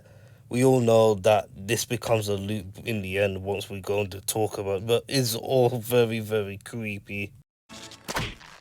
Buford leaving it behind is a bad thing, but that's a good thing for the audience because Doofus uses a nator to make sure it comes alive once we get to that. No. Octopus! I didn't want you to see me like this. And he's fighting a potato salad monster, and you know why? And soggy down, so I invented the leftover Revivinator. I think the setting was too high because it was literally alive. If you call it the Revivinator, you should have called it the Aliveinator or the Resurrectioninator. That soundtrack is brought back from season 1 to season 4. I don't remember which episode though. Hey? Isn't this great? What do you think? It's nice to see both of them enjoying with each other as we're going to talk about more. But bigger. You put on the mom suit. Like, a basic pogo stick. You go out there and the mysterious force thinks your mom. When the real Linda Flynn Fletcher sees it, it's gone. when the fake cat Linda doesn't see it, we all know what's gonna happen. But overall, it's just a test.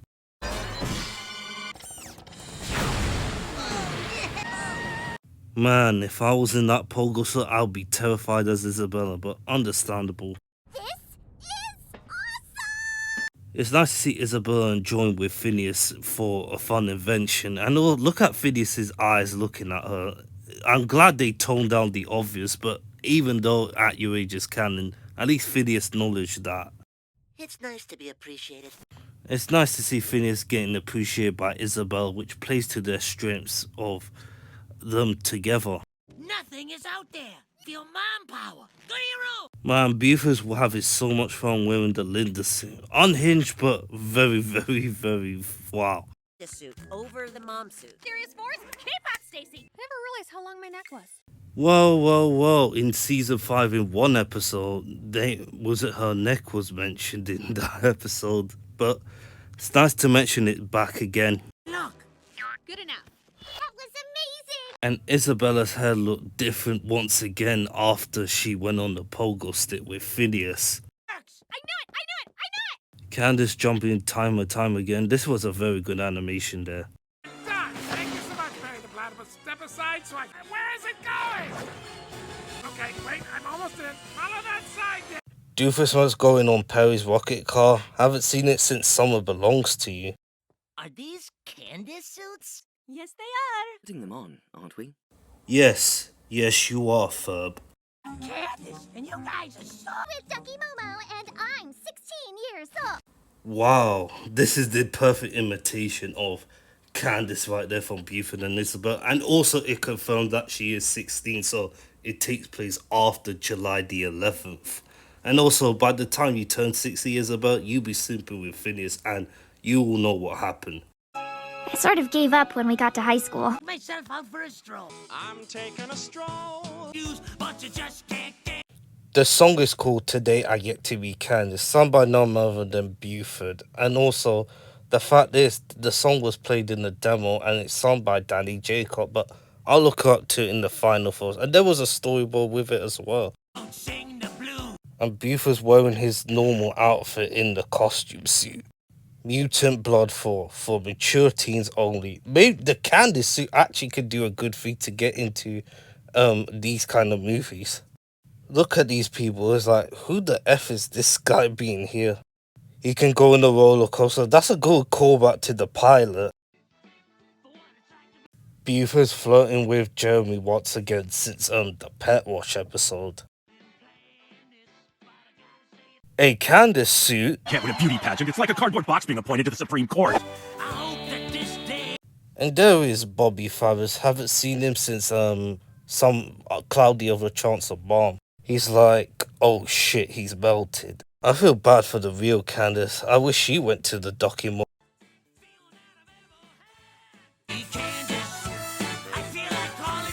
You should recognize that theme song. Dun, dun, dun, dun, dun, dun, dun, dun, dun. That's actually Candace's theme every time it plays to when she tries to bust her brothers. That's a reference to The Sound of Music, the film. Nice creepy smile. Take a pic, dress the same as someone else. And that's something you could do for Halloween. To dress up and take a selfie together? This raises a fairly important question. Why can't Stacy do it with you? And that's actually a good question, but Stacy gets to wear the Candace suit anyway once we get to that. And Linda's actually wearing the Candace suit to make sure the mysterious force is still here. Do it with your mom, Well, okay, sweetie. So weird. And you are right, Linda. It is so weird. The episode is so weird. And it works very well. Okay, but let me go upstairs first to see myself in the full-length mirror. Oh, Linda. Just go outside right now and you could put an end to it. Hi, Candace. Hi, Candace. Oh, hi, Candace. He doesn't know that all of them dressed up as Candace. And also, there is Stonehenge again. Sup, Chief? Lawrence just keeps saying hi, Candace, and no one replies to him, but only Buford only did that. As you look at this scene right there, Candace is pulling Linda, but in the next frame, it was actually Buford, which is an animation error. No, it's me. Phineas and Ferb error, or just a misdirect animation error? You decide. Listen, yeah? Yes, I am seeing it. Me too, correct. But it's pretty awesome, isn't it? As you can see, Isabella's eyes and nose and mouth is in the suit right there, drawn. That is so weird. Well, I saw it earlier with you. Did you get in one of these? I have absolutely no idea. Neither do I, or probably just a spare that Buford bought it for her. To see this from your perspective for once. And there's that potato salad monster thing about to do something. Look at me, I'm a cowboy. And Doofus will revive the Candace suit as it's become alive now. That makes it even more important when we get to the ending, which is creepy. Oh, look! There it is, Barry the Platypus, look! So, Dad, don't forget Mom's birthday. Is it your birthday or is it Betty Jo's birthday? We haven't even seen the grandparents yet in the revival. Still, hold it, steady. Up and above into the space we go. We also get to see traditional drawing of Earth and the moon. Here's done. Now it's Space's problem. It's Space's problem now, dude. So you were the one who caused it. I like to know where it is. It could be in Meat's planet, which we didn't happen because we're gonna get a different episode of it, or could be someone else's planet. I like how Candace tries a different way by forcing her mom to put on the suit, but it doesn't work once again. And that is a cool selfie with Stacy, Phineas and Ferb, Buford, Baljeet, and Isabella in the same shot as well. Oh yes, that scene. And the candy suit is alive because of Doofus. And it had a question mark of the end, just like Milo Murphy's Law in one of the episodes. And yes, there will be a follow-up episode called The Attack of the Candace, which is in next Saturday, while recording it on July the 12th, 2025. While it's next Saturday is in July 19th, 2025. Book your calendars, book your date. This is going to be interesting. This episode is one of the most creepiest and weirdest episodes I've ever seen, but this episode works for the benefit if you enjoy it. But as I'm surprised about how weird this episode is, the plot will get a 3. Plot B focused on Doofus and Perry trying to stop the potato salad monster from rampaging in Danville, but it turned out he escaped and from the space thanks to Phineas and Ferb's invention made by the pogo stick. But plot A has mostly focused on Buford building molds of everybody, including Candace once again, which mentioned in Doofus, as Candace wants to use the suit on her mom so that the mysterious force doesn't disappear. It turned out it didn't work once again, but overall, at least that's keeping the ideas fresh and new, which is what I can appreciate. Characterization will get a 5. I know many people say Buford's acting unhinged in this episode, but he has most of everybody in Doofus. At least he's not wedging Baljeet in this episode just yet, but they toned it down as we get to see him acting like Candace, as well as Phineas, Ferb, Isabella, and Baljeet doing the same thing, as well as Stacy being part of this episode. It's very nice.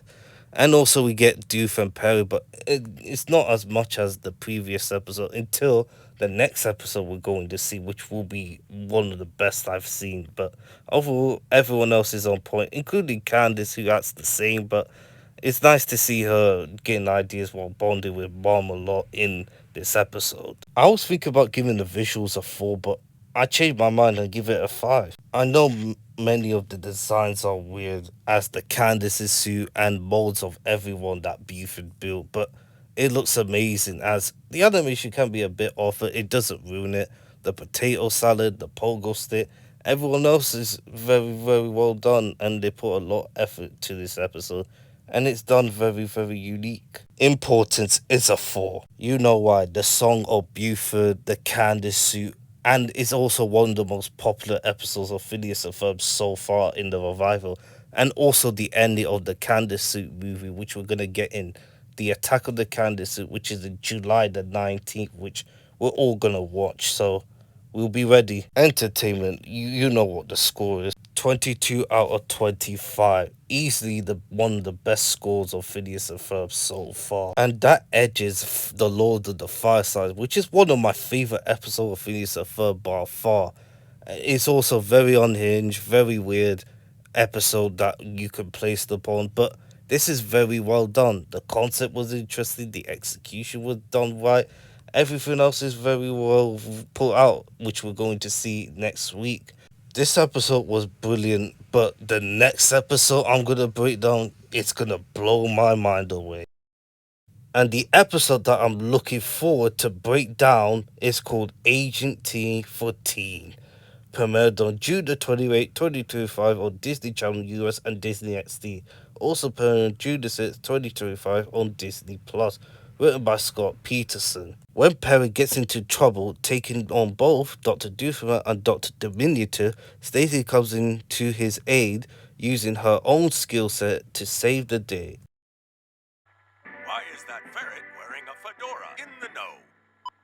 So Alka must be doing clips like the old days, like look at the filter right there, but they're doing tutorials and stuff. Yes, you know my mysterious secret. Please follow these ALCA guidelines. And to the younger generation who never watches Phineas and Ferb, this is how it happened. Once you become a secret agent as an animal, you'll be in the Alka. And use any skills he has to help. And They are using a cardboard of Agent D, the duck, from Human Resources. Thanks for sharing this, Perry. I really like how Perry the Platypus showing Stacy about being an Alka-file agent, and it's nice to see Perry and Stacy bond more, as we're going to see a lot in this episode. I found out about your secret last summer. And which is in Happy Birthday Isabella, which takes place in one summer in season 1 to season 4, apart from some. Weirder that they shot it on film. I mean, how old is this video? I don't know, but it is in present day as they're using old clips. I love how Perry the Platypus salutes at Stacy. That shows you there's gonna be more bonding between the two. You know we have a front door. So we're at Danville's Doctor and Scientist Symposium, which is gonna be an award which everyone will come. And hopefully this is not the food that caused that. Excuse me. There is Stacy's mom and Stacy Harino. I wish Ginger was here. That would have been a perfect family together. And also, Stacy's mom is still voiced by Min Narwin from the original.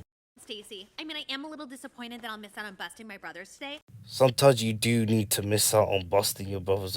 Nice to see Candace and Stacy working with each other as they bond well as in her job. To do is wrangle a few doctors and scientists. Or pharmacists, if you want to put it.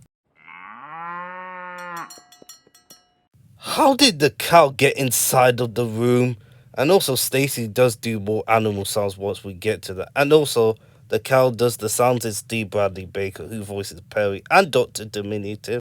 I'm very good at a skill I would never need to use in real life.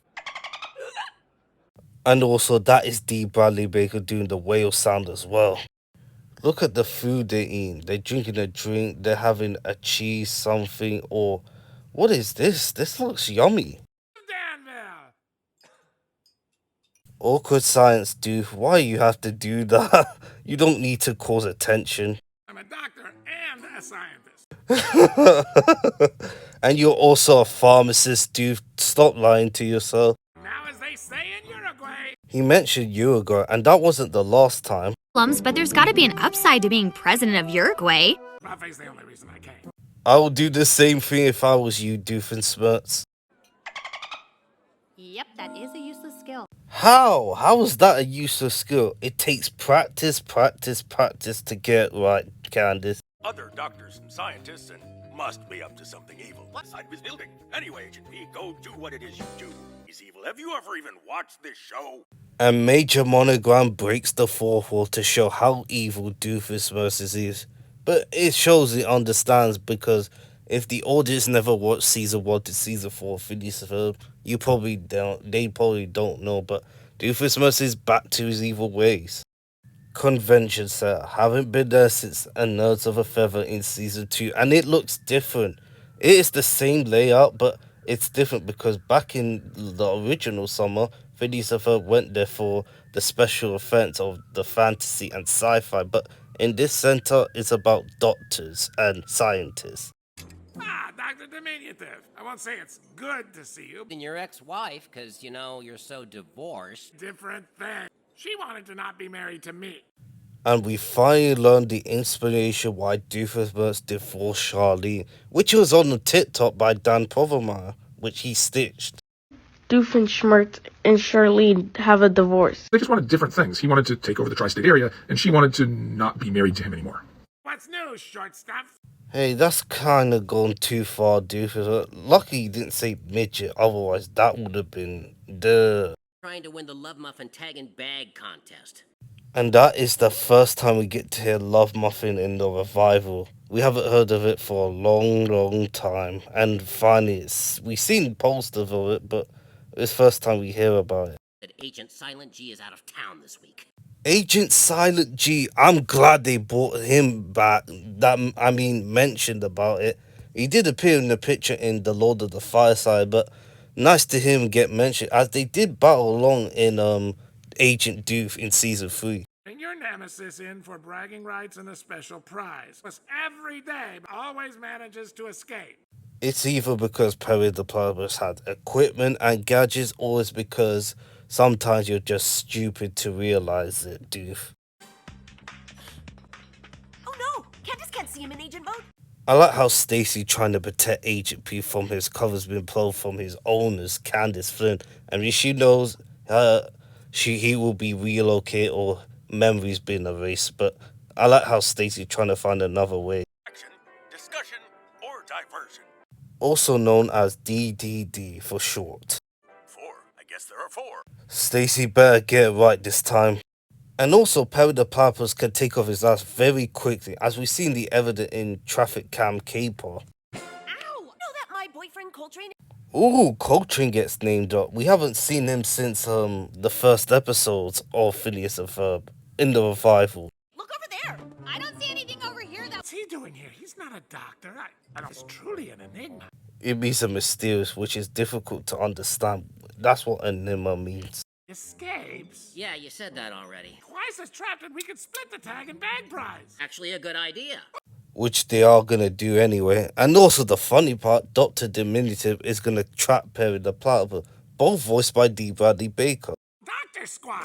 Oh no, that abbreviates to DDS. Think we're dentists. As you just said, dude, I just had the dentist appointment a couple of days ago. How funny is that? Genius use of nucleotides and amusement. And Candace gets bumped into Dr. Diminutive and Doofus, and that wasn't the last time they met each other, Doofenshmirtz and Candace, but they don't interact. Phineas and Ferb. Did I hear Phineas and Ferb? A verb. Turns out it's an adjective. Even though there's a lack of inventions and a lack of Phineas and Ferb talking, you can't deny they did appear at least in a cameo and collected the wool. Look at Ferb dressing like that. He looks like a handsome man, and that's foreshadowing what he's gonna dress in at your age. It's getting trapped! You've been double trapped by Dr. D. Looks like Perry the Platypus has been caught off guard again, just like in many episodes. But he always finds a way, right? But not this episode. This is not good. Bring it with me. Go! I got this! I like how Stacy fakes out for being sick so she can rescue Perry the Platypus. Nice work. They've escaped though with the platypus. Look at Stacy following Doof and Diminutive True back to where they're going to. Mowgli, you're not Agent P. Casey Hirano, I know Perry's a secret agent. Shoot now.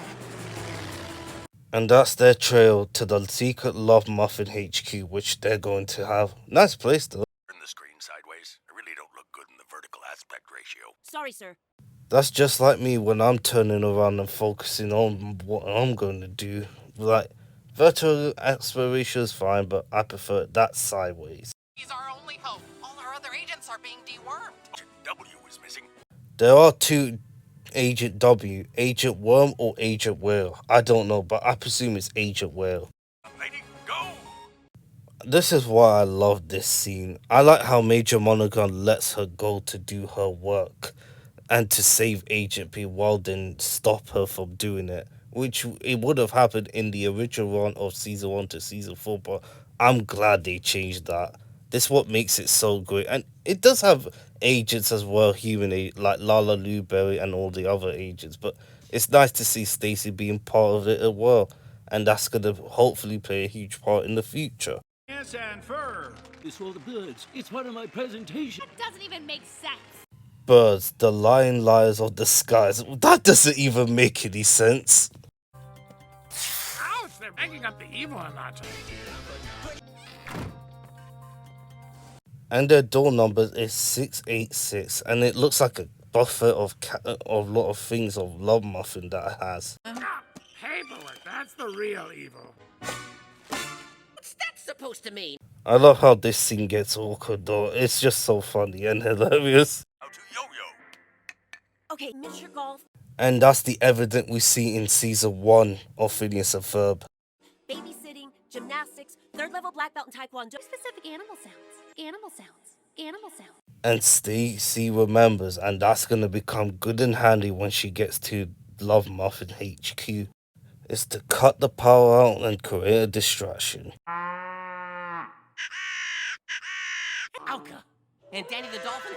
I searched everywhere, but Danny the Dolphin doesn't appear in the Wikipedia, so we never got to see him on screen.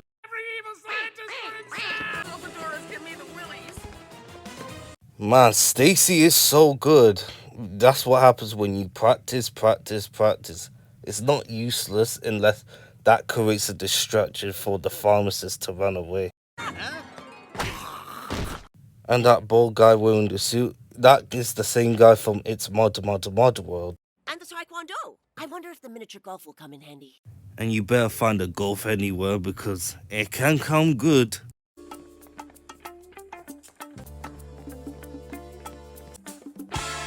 What is this, Perry? There are a lot of pharmacists that you recognize, and one of them being in Save Summer.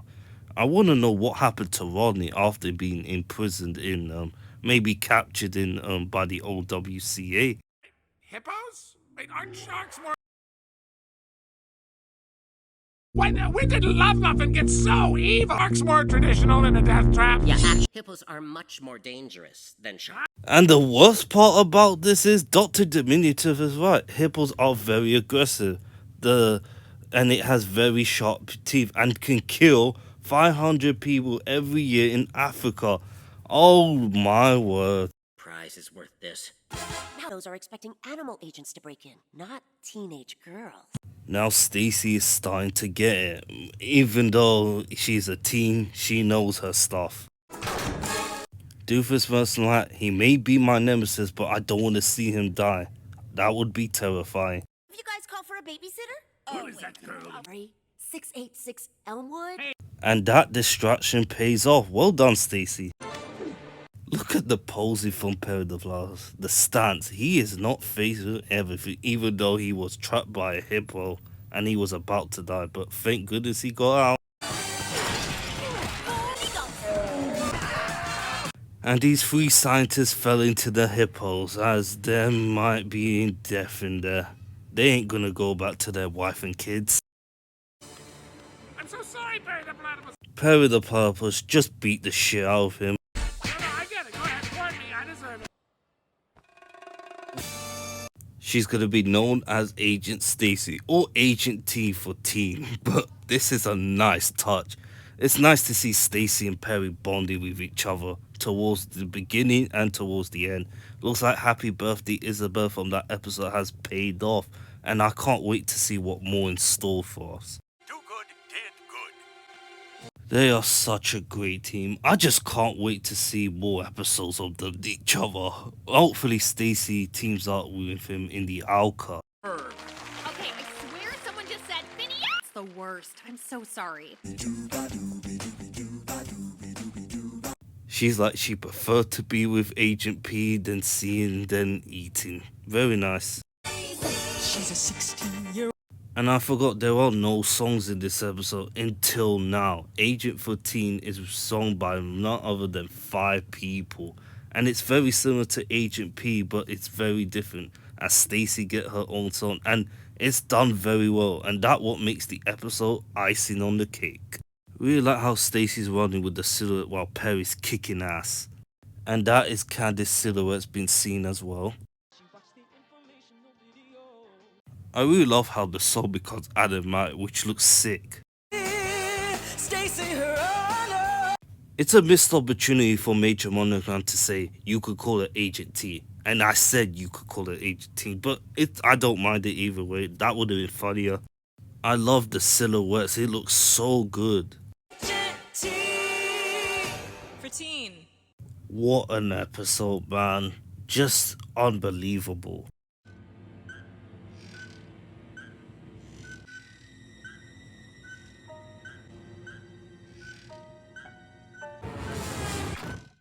I saw that video on YouTube, it got 150 views or something, and it's played on a loop every single time to make it creepy.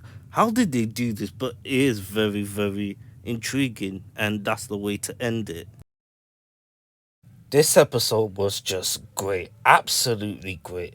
There are no words that I can describe about this, but overall, very good. As much as I love it, but I'm gonna have to give the plot a 3. It's not my fault that I give it a 3. It's because it's an 11-minute episode, so I have to play fair. But don't ignore the score. It's just one of the strongest points in this episode to see Stacy and Perry linking up together once again early, and Perry the Platypus showing a video of Stacy how to become a secret agent. It's amazing. Nice to see Doofenshmirtz adopt a diminutive again as they capture Perry the Platypus and bring him to the Love Muffin, as Stacy had no choice to rescue Agent P by using different techniques and ideas to get him out, and he did by him and Stacy defeating a lot of pharmacists from Love Muffin, which is great. And Perry giving Stacy a hat, which is an icing on the cake, and a song as well. Characterization's a 5. There are a lot of good characterization in the revival, but this is the strongest one I've seen. Really love the duo of Perry and Stacy, with Perry showing Stacy the video and also protecting his secret identity from Candace, which was a distraction.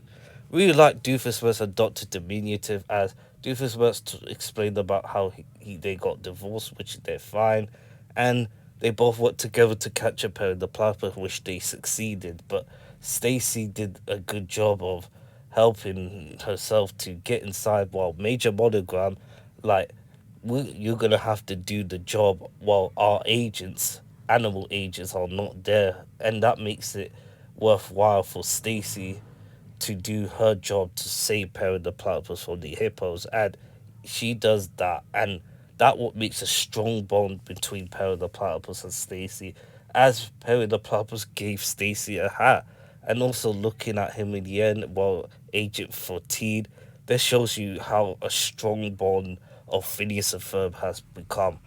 That's been the weakness in the original run, but there are some scenes that are great, but that makes it even better to solidify it, which is fantastic. Visuals, important, and entertainment gets a 5 overall. There is nothing that I can explain in this episode. It's just so good. And this is my favorite episode of Phineas and Ferb Season 5 of the revival so far. If you disagree with the ratings, call me out in the comments down below, because I don't care. This is just, you can't ignore it. It's just brilliant. Love the chemistry between Perry and Stacy. More of Love Muffin. And there are a lot of gimmicks that makes you clever. The only thing that was a downer was a lack of what you're doing and nails or something, but you don't need it in this episode. That what makes it so great, and it lets the scene play out straight, and they did a very good job. Move on to the next one. Joshua Pearl writes another episode of Phineas and Ferb called The Haberdasher, premiered on June the 28th, 2005 on Disney Channel US and Disney XD. Also premiered on June the 6th, 2005 on Disney+. After Doof turns into a Mothman and eats Perry's fedora, Perry has to visit the OWCA haberdasher. Meanwhile, Isabella works with Buford and Baljeet to make a special big idea for Phineas and Ferb while they go out for the day. Buford, what have you done? We started with Buford Baljeet without Phineas and Ferb, who always been in the background, but not in this episode. What you do? Oh, it's just you. Isabella with her catchphrase, but she realized Phineas is not here. As Isabella pressed the button, you get to see the antenna lights up as it scans Buford, Baljeet, and Isabella, while Phineas contacts them from there. That is very cool. Really like how they do it. At home till we get back. Nature abhors a vacuum. Man, they're doing weird things with the hologram. That's funky. Barbarian battles! Origami mech suits? Gravity water slides? Anti-gravity mentioned again. Do just you two. To show for our date when Phineas gets here. And Ferb. Isabella just keep mentioning Phineas all the time but forgets about Ferb. Obviously she is Phineas's crush. Is there an option? I don't have to say anything, you could just say it yourself. Hey, where is Perry? It's much worse. But on an empty stomach. And we all know Doofusmas is gonna do something creepy and disgusting this episode. Phineas is usually right beside. No! You two spread out. Right here is where I do my. And Buford still have that couch from the second episode, the Cloudy of the Chancellor Mom. For me to shine as an individual. Wait until the next episode, Baljeet. You get your chance to shine. Put these on. They'll help me remember your names while we're working. I'm gonna work on my own idea. Never seen as much in Phineas and Ferb's gang. They bicker and argue, but without Phineas and Ferb building invention or being there, it makes it harder for them. And she blushes again. She's willing to show her inventions to Phineas. Or not too bad. This is a quote from similar to William Shakespeare, "To be or not to be." Sees this, it'll lend a little credence to all the other to bust. She have 4 of the size of the binoculars. Wow. It's a little bit gross in here, little bit gross in here. We hear Doofusmas Evil Incorporated, but in this episode said it's a little bit gross in here to see on what happens, and we're gonna find out why. Man, Doofusmas, you are something else, man. As Doofusmas, as a Mothman, pulls out of the hive of the nest that he is inside in, as he reveals himself while covered in the sticky, disgusting things, and that what makes it great, and it reveals himself, which is fantastic. Thanks to my pupa invader. So Doofusmas shot himself with the Anita to become the Mothman. You are one sick man, Doofusmas. A pupa invader so I can become my best self. Tri-state area. Oh man, I'm not a beautiful butterfly. You can still hear Doofusmas' voice, but it sounds like it has a filter on it to sound like the Mothman. That explains a strange urge to eat clothes. With me here, I make everyone else a moth. If you can turn anyone into the moth, just use the Anita now. Dr. Diminutive at 0, Heinz Doofusmas below 5, and Roger Doofusmas at 0 at the top. Let's find out. Turning into the Mothman is very similar to how Dr. Connors turns into the lizard in Spider-Man. No, that was his hat, man. Doofus, why? I know many people say Perry the Platypus had duplicate hats, and he does, but what happens if the Mothman continues to eat them? So there is a point there. Dora has been damaged. Our entire security system could be compromised. And we see evident in No Bunny Business, was it when Dennis the Rabbit used Perry's hat to use his layer for the computer? Hello, Agent. I have to stop him before Access granted. Alka haberdasher and get a new hat with a new chip. And we do get to see the haberdasher once we get to there. Needs more hats. And also the Mothman can fly, so this is going to turn out to be a stage show. Please tell Mom there's something really cool in the backyard. Have been busy little bees. Nope, that's in season 4. Nickel for every time Candace promised to show $5.20, which isn't a lot. But if I had a nickel for every time I was doomed by a puppet, 2 nickels, which isn't a lot. Right? And that is the OWCA's haberdasher's location. That's where all the hats that was seen. Unauthorized attire. Why is Perry getting trapped in the OWCA HQ? That doesn't make any sense. Agent P? Trapdoors and birthdays are so hard to trace your hat. The haberdasher is voiced by none other than the great Alan Cummings, who you know for familiar roles, including Nightcrawler from the X-Men. That explains the security bots mistaking you for a threat. Now that will explain that for real. Yeah, with all the flipping and the platypusing, wow, just great. Even the haberdasher is impressed with Agent P's skill. I would be too. Some action. I don't get out much. Rambling on. Oh, you found the trapdoor. Doofenshmirtz trapped Perry the Platypus early in this episode, and now the haberdasher's turn. What a surprising turn of events. We can't show these to Phineas. And Ferb. Baljeet in this episode is like, don't forget Ferb, Isabella. Well, Isabella's thinking about her crush. What if we combined our effort? That's why Baljeet is one of the smartest of the out of the gang of Phineas and Ferb, Isabella and Buford. Very, very thoughtful there. Ooh, my latest model, teleportation hat. You want to go? You. Teleportation hat takes you one to go. I wish I had one of those. That would be sick. Would you like a fez? The Fez is mentioned again in Phineas and was it since Phineas and Ferb, the Tractor Doom of Doom, or the Doom of Tractor Doom, whatever you call it. And also, the haberdasher looks like Mad Hatter from Alice in Wonderland. And blow a bubble, I have a hat for that. And that is the song. I Have a Hat for That. Songwriters by Dan, Swampy, Martin, Olivia. And that lyrics was shown last year, July the 10th, 2024 on Dan Povermar's YouTube. And you can find it with the lyrics. And some of them have to change for the better, which is alright, but nice to see this shown. That can shoot out flames. Shoot out flames? That would be very interesting. And Sabella with a periscope to improve his aim. Look at Perry the Platypus posing. He's having fun. A fan of the fedora. Perry the Platypus was like, I like these hats, but the only hat I love is the fedora.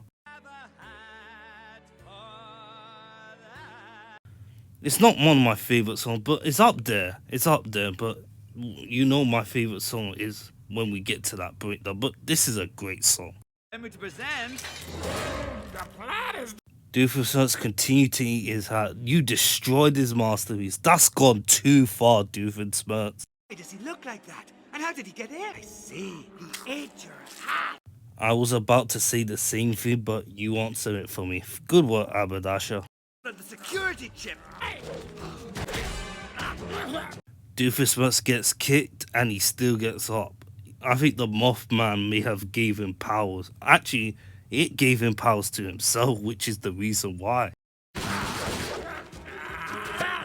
Perry the Platypus was trying different hats, but it's not working so far. Try this one. Looks like Giraffe hat is actually better than the other hats, confirmed. And he teleports using the teleporting hat to make sure he goes finds the innator of Doofenshmirtz that turned into a Mothman to use it for a gun. Very nice. This is another one of the storyboard used by Full Chain Animation, which is shown on YouTube. Who would have thought that three completely disparate elements would go together so seamlessly? Can't wait for Phineas to see it. And Ferb. And Ferb. And that is the third time Isabella forgot about Ferb. She always mentioned Phineas, but Baljeet tells her to remind him Ferb. But obviously Isabella has a crush, which is the reason why. Alison does a great job as Isabella. Really like how the enthusiasm and the excitement she brings to it. For Agent P, I'm not really much of an action guy. It was like the light accidentally hit a thing with the haberdasher user and it turned into a moth. As we get to see wires, a different combination with the Lego stuff, which Phineas, I think Buford, Baljeet, and Isabella put the combination, but sadly we don't get to see it, but that's what happens when the Mothman go away. And you thought Linda's your future mother-in-law? Well, Isabella, that's your future sister-in-law because you're going to be related when you grow older. Cha-ching. Nobody thought to take a picture? Facts, Buford, facts. He is actually the star of the revival so far, Buford. A lot of characters getting the spotlight, but Buford, I'm starting to warm up to him more. And Perry the Platypus revert him back to a human by switching it. Oh, great. Oh, great instinct turning me back into a human. Thank you, Perry the Platypus! And he didn't say curse you, he said thank you. At least I'm not going to put that in the counter for today. Nice. Better to leave the field work to the field agent. And we see evident why you missed the shot, but at least he admits it. If it ain't broken, no need to fix it. Speaking of broken. Perry the Platypus have a new hat, but he has duplicate hats, so no need to say anything. But at least he gets a new hat with new system chip while you accessing the layer and stuff. After Haberdasher's HQ just folds like that, look at it. It just folds into a mini helicopter, which is very sick. I like it how it's done, and it's done very well. Well done, animators. Woohoo! Happy birthday! No way it's Perry the Platypus's birthday. That's gotta be a joke. Why did I think that would taste good? It's because you turn into a moth and you think eating hats and things like this will be a good idea. Now you're back to your human and you see what you think. The plot is gonna get it too. The plot A focuses on Isabella, Buford, Baljeet building inventions of themselves to approve Phineas and Ferb of it, and they decided to combine it towards it, as it turned out that we didn't get to see it because the haberdasher fires them a moth at the Phineas and Ferb's invention while the satellite redirecting it. As plot B is one of the most strongest part in this episode, and as Doofus wants to become a Mothman, which is very gross, as he eats his hat, and Perry the Platypus meets the haberdasher to find a new hat, as he still prefers the fedora, but it makes it so interesting with Perry using different hats to fight the Doof as a moth form, and he defeats him by reversing it, and it did a very good job of the episode. Characterization, it gets a 5. Even though there's a lack of Phineas and Ferb building invention, but we do get more of them in the next episode, and also the other, and the next, and the next, but it's the same anyway. I really like how Buford, Baljeet, Isabel, as they arguing on which inventions to build, as they do combine in the end, but that's what they do without Phineas and Ferb. And we get to see Doofus as always, being weird and funny, and also the haberdasher, played by Alan Cumming, does a fantastic job. And I hope we get to see him again, but overall, he's such a fun character to use, and he does a great job of doing that. And Perry the Platypus, as usual, badass as usual. Visuals is a 4. We did get Buford Baljeet is a building invention, but we don't get to see it, which actually cuts the loss of it, but it didn't because of Perry and Doof. Doofus being the Mothman, also different types of hats, the haberdasher's design, and the Inator gun, and a lot of action to it. It makes up for it, and it does a very good job of it. Importance is a 2, and entertainment's a 5. 18 out of 25. That is not a bad score, but not as better as Agent 14 or the Candace Suit, which is superior episode compared to this. But overall, if you're watching Perry and Doof with the hats and all the action doing it, you're gonna have a fun time. But it's very good and it does a good job of its own. Move on to the next one. As we complete the 12th episode of Phineas and Ferb of this breakdown in this video, it's called Out of Character, written by Sonny Caron once again, and it's premiered on June the 28th, 2025 on Disney Channel US and Disney XD, also premiered June the 6th, 2025 on Disney+. The boys build a space adventure film to help Baljeet learn to act. Meanwhile, Doofus plans to deface another one of Roger's statues. Phineas and Ferb are reading the space adventure, and it will be the 4th time. First one was not in Phineas and Ferb, Nerds of a Feather, and Candace Against the Universe, and now Out of Character. What you doing? That was a quick flip right there. Ends up on a planet with reverse gravity. Hey, Buford, where's Baljeet? Everything he does. I like how Ferb, Phineas, and Isabel look at Buford to know where Baljeet is. Really liking it so far. And we got to see Buford's schedule of Baljeet in Monday summertime, in bed, breakfast at 7, reading at 10, and neighbor science at 11:45. But in Tuesday summertime, home breakfast, and in 9 a.m. Phineas and Ferb backyard, which is way early before lunch. Situation I'm in is quite dire. Adventure movie filming in Danville. Amrak Necroslug. Really love how drawn this poster is of Space Adventure, which Baljeet showing. Director Catherine Marshall, and we're going to see her later on. And when September the 1st, 11 a.m., 12 a.m., which takes place near the end of the summer, which makes no sense, which is kind of odd, I think, but Where 1234 Sono Hall M. They're called Xterra. I do not know how to act. I have a hard time pretending. That's true. Acting can be very hard. You have to pretend like if you're in an action movie and there's explosion, you have to fight or run away. Or if you're in a comedy, you have to pretend and laugh at the scene.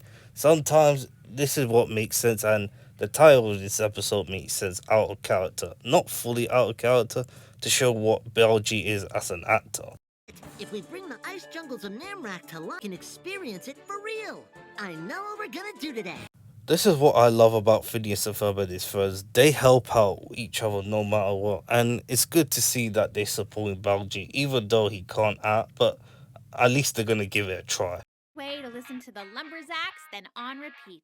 In chronological order, the first time we heard the Lumberzack was in Candace Against the Universe, but the first we heard it in Secret and Pies in Milo Murphy's Law.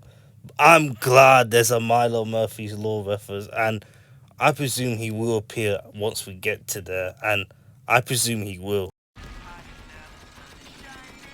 Lumberzacks is too iconic, and also Candace wearing level so she can't hear it. I love the design of that monster right there. Look at the cables, the lines, the wires connecting. It looks very good. Done very well. Prop design patches won't earn themselves. It's good to see the Fireside Girls once again after that chaos in The Lord of the Firesides. I can use it for my reel. And Buford's holding the camera to do a film. And I realised this actually plays a huge part in him going to film school in At Your Age. Don't get too excited. I'm going to film school. Struggling orphans' transcendental search for meaning in a post-apocalyptic society. Hey, where's Perry? Everything went so well, and this happens. Perry the Platypus is freaking out because Candace is in the sofa. Me, platypus. That was quick, and if that was me, I'll be freaking out and panicking right there. But Perry the Platypus did freak out, but he got it done. Brother Roger is having another commemorative statue of... People talk about Candace Against the Universe, the statue, but that was something else. But that will be the second time that he will unveil a statue since just passing through in season 2. If I had a nickel for every time. 2 nickels, sir. Yeah. And that is the second episode on the road the nickel reference has been used. And also third overall, which was in the movie. He's like he's walking into a red carpet of Doofenshmirtz Evil Incorporated, which is hilarious because Balji is doing acting for the new movie of Space Adventure. And now you're imprisoned by your own celebrity. Paper-mache version of my own head. Paper mache is mentioned once again in Phineas and Ferb, and one of them being Doofenshmirtz creating of his own. It's recognizable. Poor Doof, his face looks like a cone, and 4 times Roger Doofenshmirtz was handsome, and who are these guys? I really like that transition when it goes from here to here. As Doofenshmirtz used the Anator to cover the paper mache of himself, look at that. It just changes, which is cool. Switch it back. This is too disturbing. Let anybody tell you you look like a traffic cone. A space adventure. How can I act with this? You might be overthinking it. Well, put it that way, Balji has been overthinking ever since he's been doing the acting for trying to get into the space adventure, and we're going to see if he tries to become it. That one over there is Buford covered in hair. That design looks good for Buford. I really like this. I hope he uses it again in the Halloween episode or song there. This is a beautifully rendered... Using real-life images for the first time. The real one was a goat, which was in A Chip of a Vet. You should recognize these gnomes. Those gnomes are from Gravity Falls, which is actually the design of them. I wish we got a Phineas and Ferb Gravity Falls crossover. What do you think? Let me know. It transitions quickly. Look at the background. It looks good. The song is called Suspend Your Disbelief by Balji, Barakame, and Elsie Power, who also did the songs for Perry the Platypus. Nice to see her doing more. It's just people in Squid doing costumes or just toys or designs. Is Candace's bed? And as I pause, yep, front face Phineas. Suspend your disbelief. Man, you just cannot stop seeing front face Phineas. Release the necro slug! Necro slot. I'll put in the screen to show you what I mean.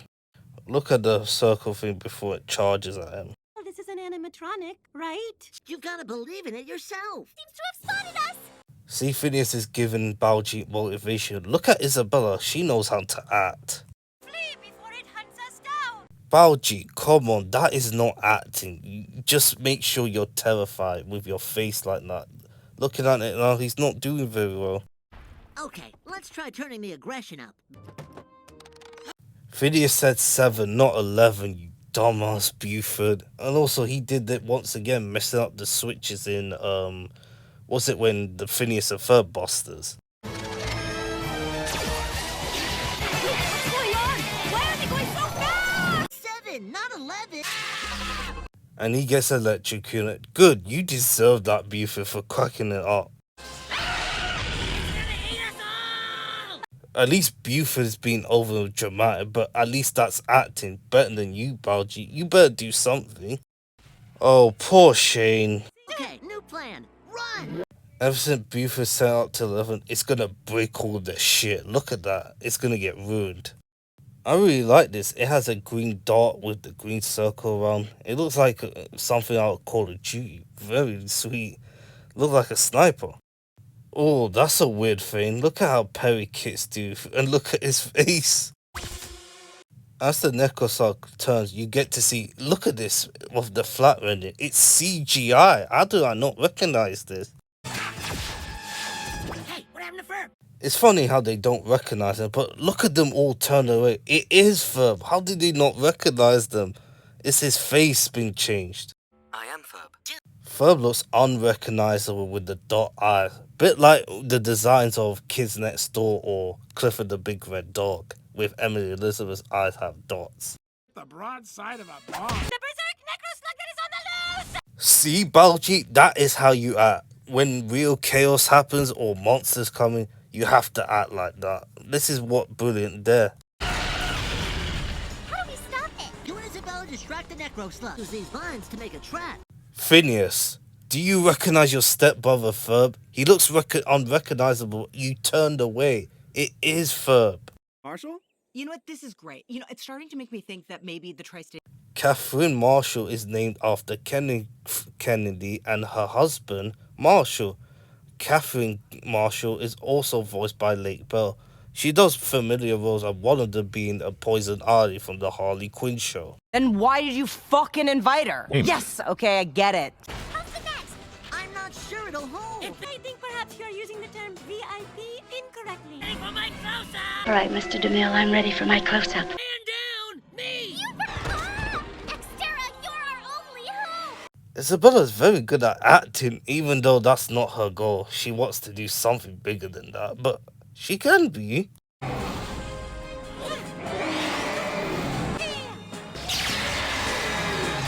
For a nerd like Baljeet, he has got impressive skills by dodging the Necro Slug, and he did it very well. Mom, my slug! Mom! I like her facial expressions, like, I'm done with my life.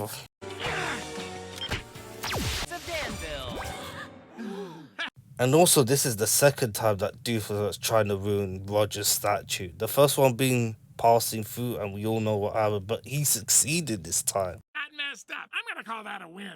And that is one of the few moments where Doofus went succeeded in his scheme. The last one being in Cloudy of the Chancellor Mom, which she turned Mom into a club, even though she turned back to normal. But it will turn out to be a hollow victory in the end. Bold Roger to make his statue about celebrating the common.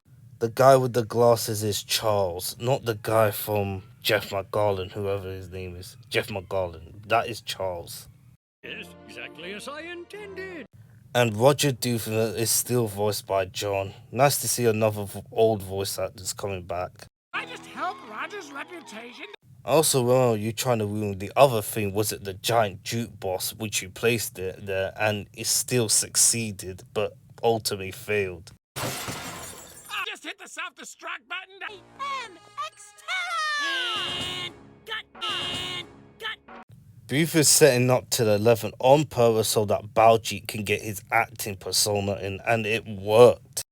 but we had to keep it a secret to get you into character. Buford's idea. He knew if you believed the situation was real, you believe in yourself. You just needed a little push.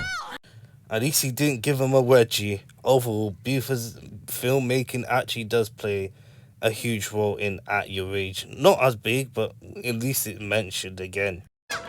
It's Baljeet, right? Was simply incredible. I mean, it's like watching a true star. And she actually believes Baljeet can become a star, but what happens next will be disappointing. Oh, this is a typo. We were looking for extras. I'm just not surprised. When you're an actor and you're an extra, you have to be the back of the acting role. But if you're the main actor, you have to play the main role. And Buford didn't understand that, as that would still work, but overall, he didn't understand it too, yeah. But I knew it was coming. Amazed how well you just blended into the background. I can't hire you as an extra now. I can't use you anymore. That is such a bummer, man. Every acting role has been filled up, man. Poor Baljeet, he doesn't get to be part of that role.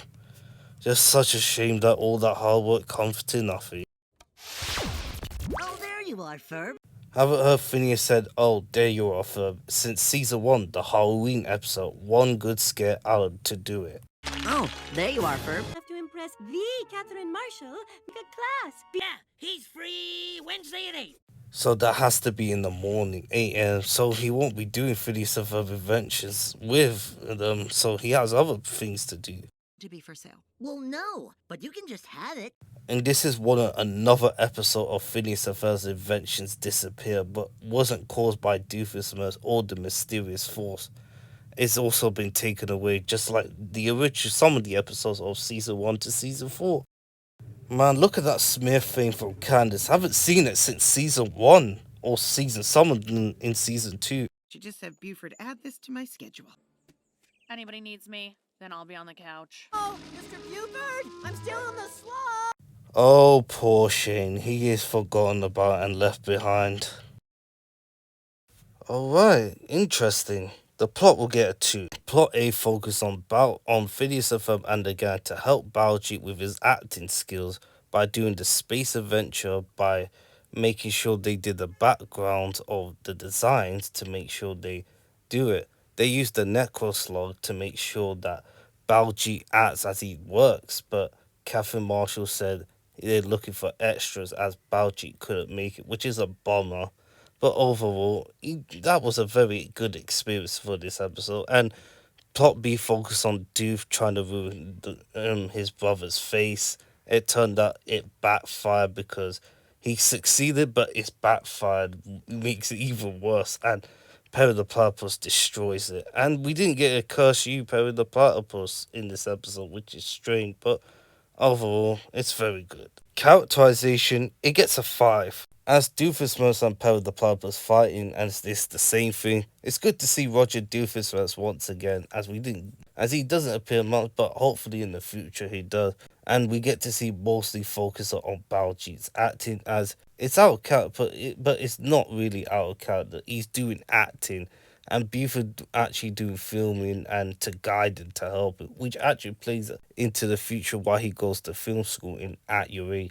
Phineas and Ferb Isabella does a good job of acting as well to try and guide Baljeet to get into his shape. And it worked, and it turned out that he never got into the role, thanks to Catherine Marshall saying that they're looking for extras, but it didn't really happen. And what poor Shane. I really feel bad for him. Overall, the character has done a very good job. Not much of Candace, even though she did try to bust her brothers in the air, but which didn't work. Visuals, I'm surprised, but I'm going to give it a 5. I know some of the animation in the revival can be a hit and miss, but this one isn't.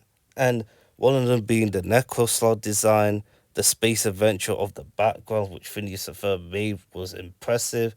Roger's statue, and the chase scene, and it's done very well. I really like how they did it, and it makes it worthwhile. Some people say the animation is better than the Haberdasher, which true, but I prefer the Haberdasher in my opinion. But in the visual side, it's better because it had a lot of things going wrong right here. Importance, it's a 2. Entertainment, you can't disagree with this. It's a 5. 19 out of 25, higher than the last episode, the Haberdasher. Even though I prefer the previous episode than this episode, but it's good in their own terms. As we look into the final thoughts, there are storyboards of episodes of Try Another Day, and it's animated with the storyboards while doing the animation for the final part. The same thing you could say about the Candice suit which Buford was in, as the demo was sung by none other than Danny Jacob, but the final cut is sung by Bobby Gala, the voice of Buford. And also a big shout out to Dina Beck, who actually storyboarded many episodes of Phineas and Ferb, which you can follow her on Blue Sky and on Instagram. And also a big shout out to Nadine Ponce Garcia, who also storyboards some of the episodes of Phineas and Ferb. And it looks quite stunning, and they're doing a very good job of capturing the animation with the storyboard, which is very good. As Phineas and Ferb Season 5 hit 100% on Rotten Tomatoes as 93% by audience, knowing that the show has been left off where it began. While Phineas and Ferb has been back for over a month, you get to see they were on Jeopardy, and also Phineas did a video with Mark Wahlberg, which you can find on the video. I broke down 16 episodes so far in Phineas and Ferb, and I'm really liking it so far. Even though the animation can be a bit hit or miss, you can't deny the writing, the story, the jokes. It continues to shine where it left off in season 4. I'm going to do another simple poll. In Phineas and Ferb Revival of season 5, how did you like it so far? Was it great? Was it okay? Was it decent? Or was it bad? Let me know in the community tab when it goes live. And until then, I hope you have a fantastic day. As always, see ya.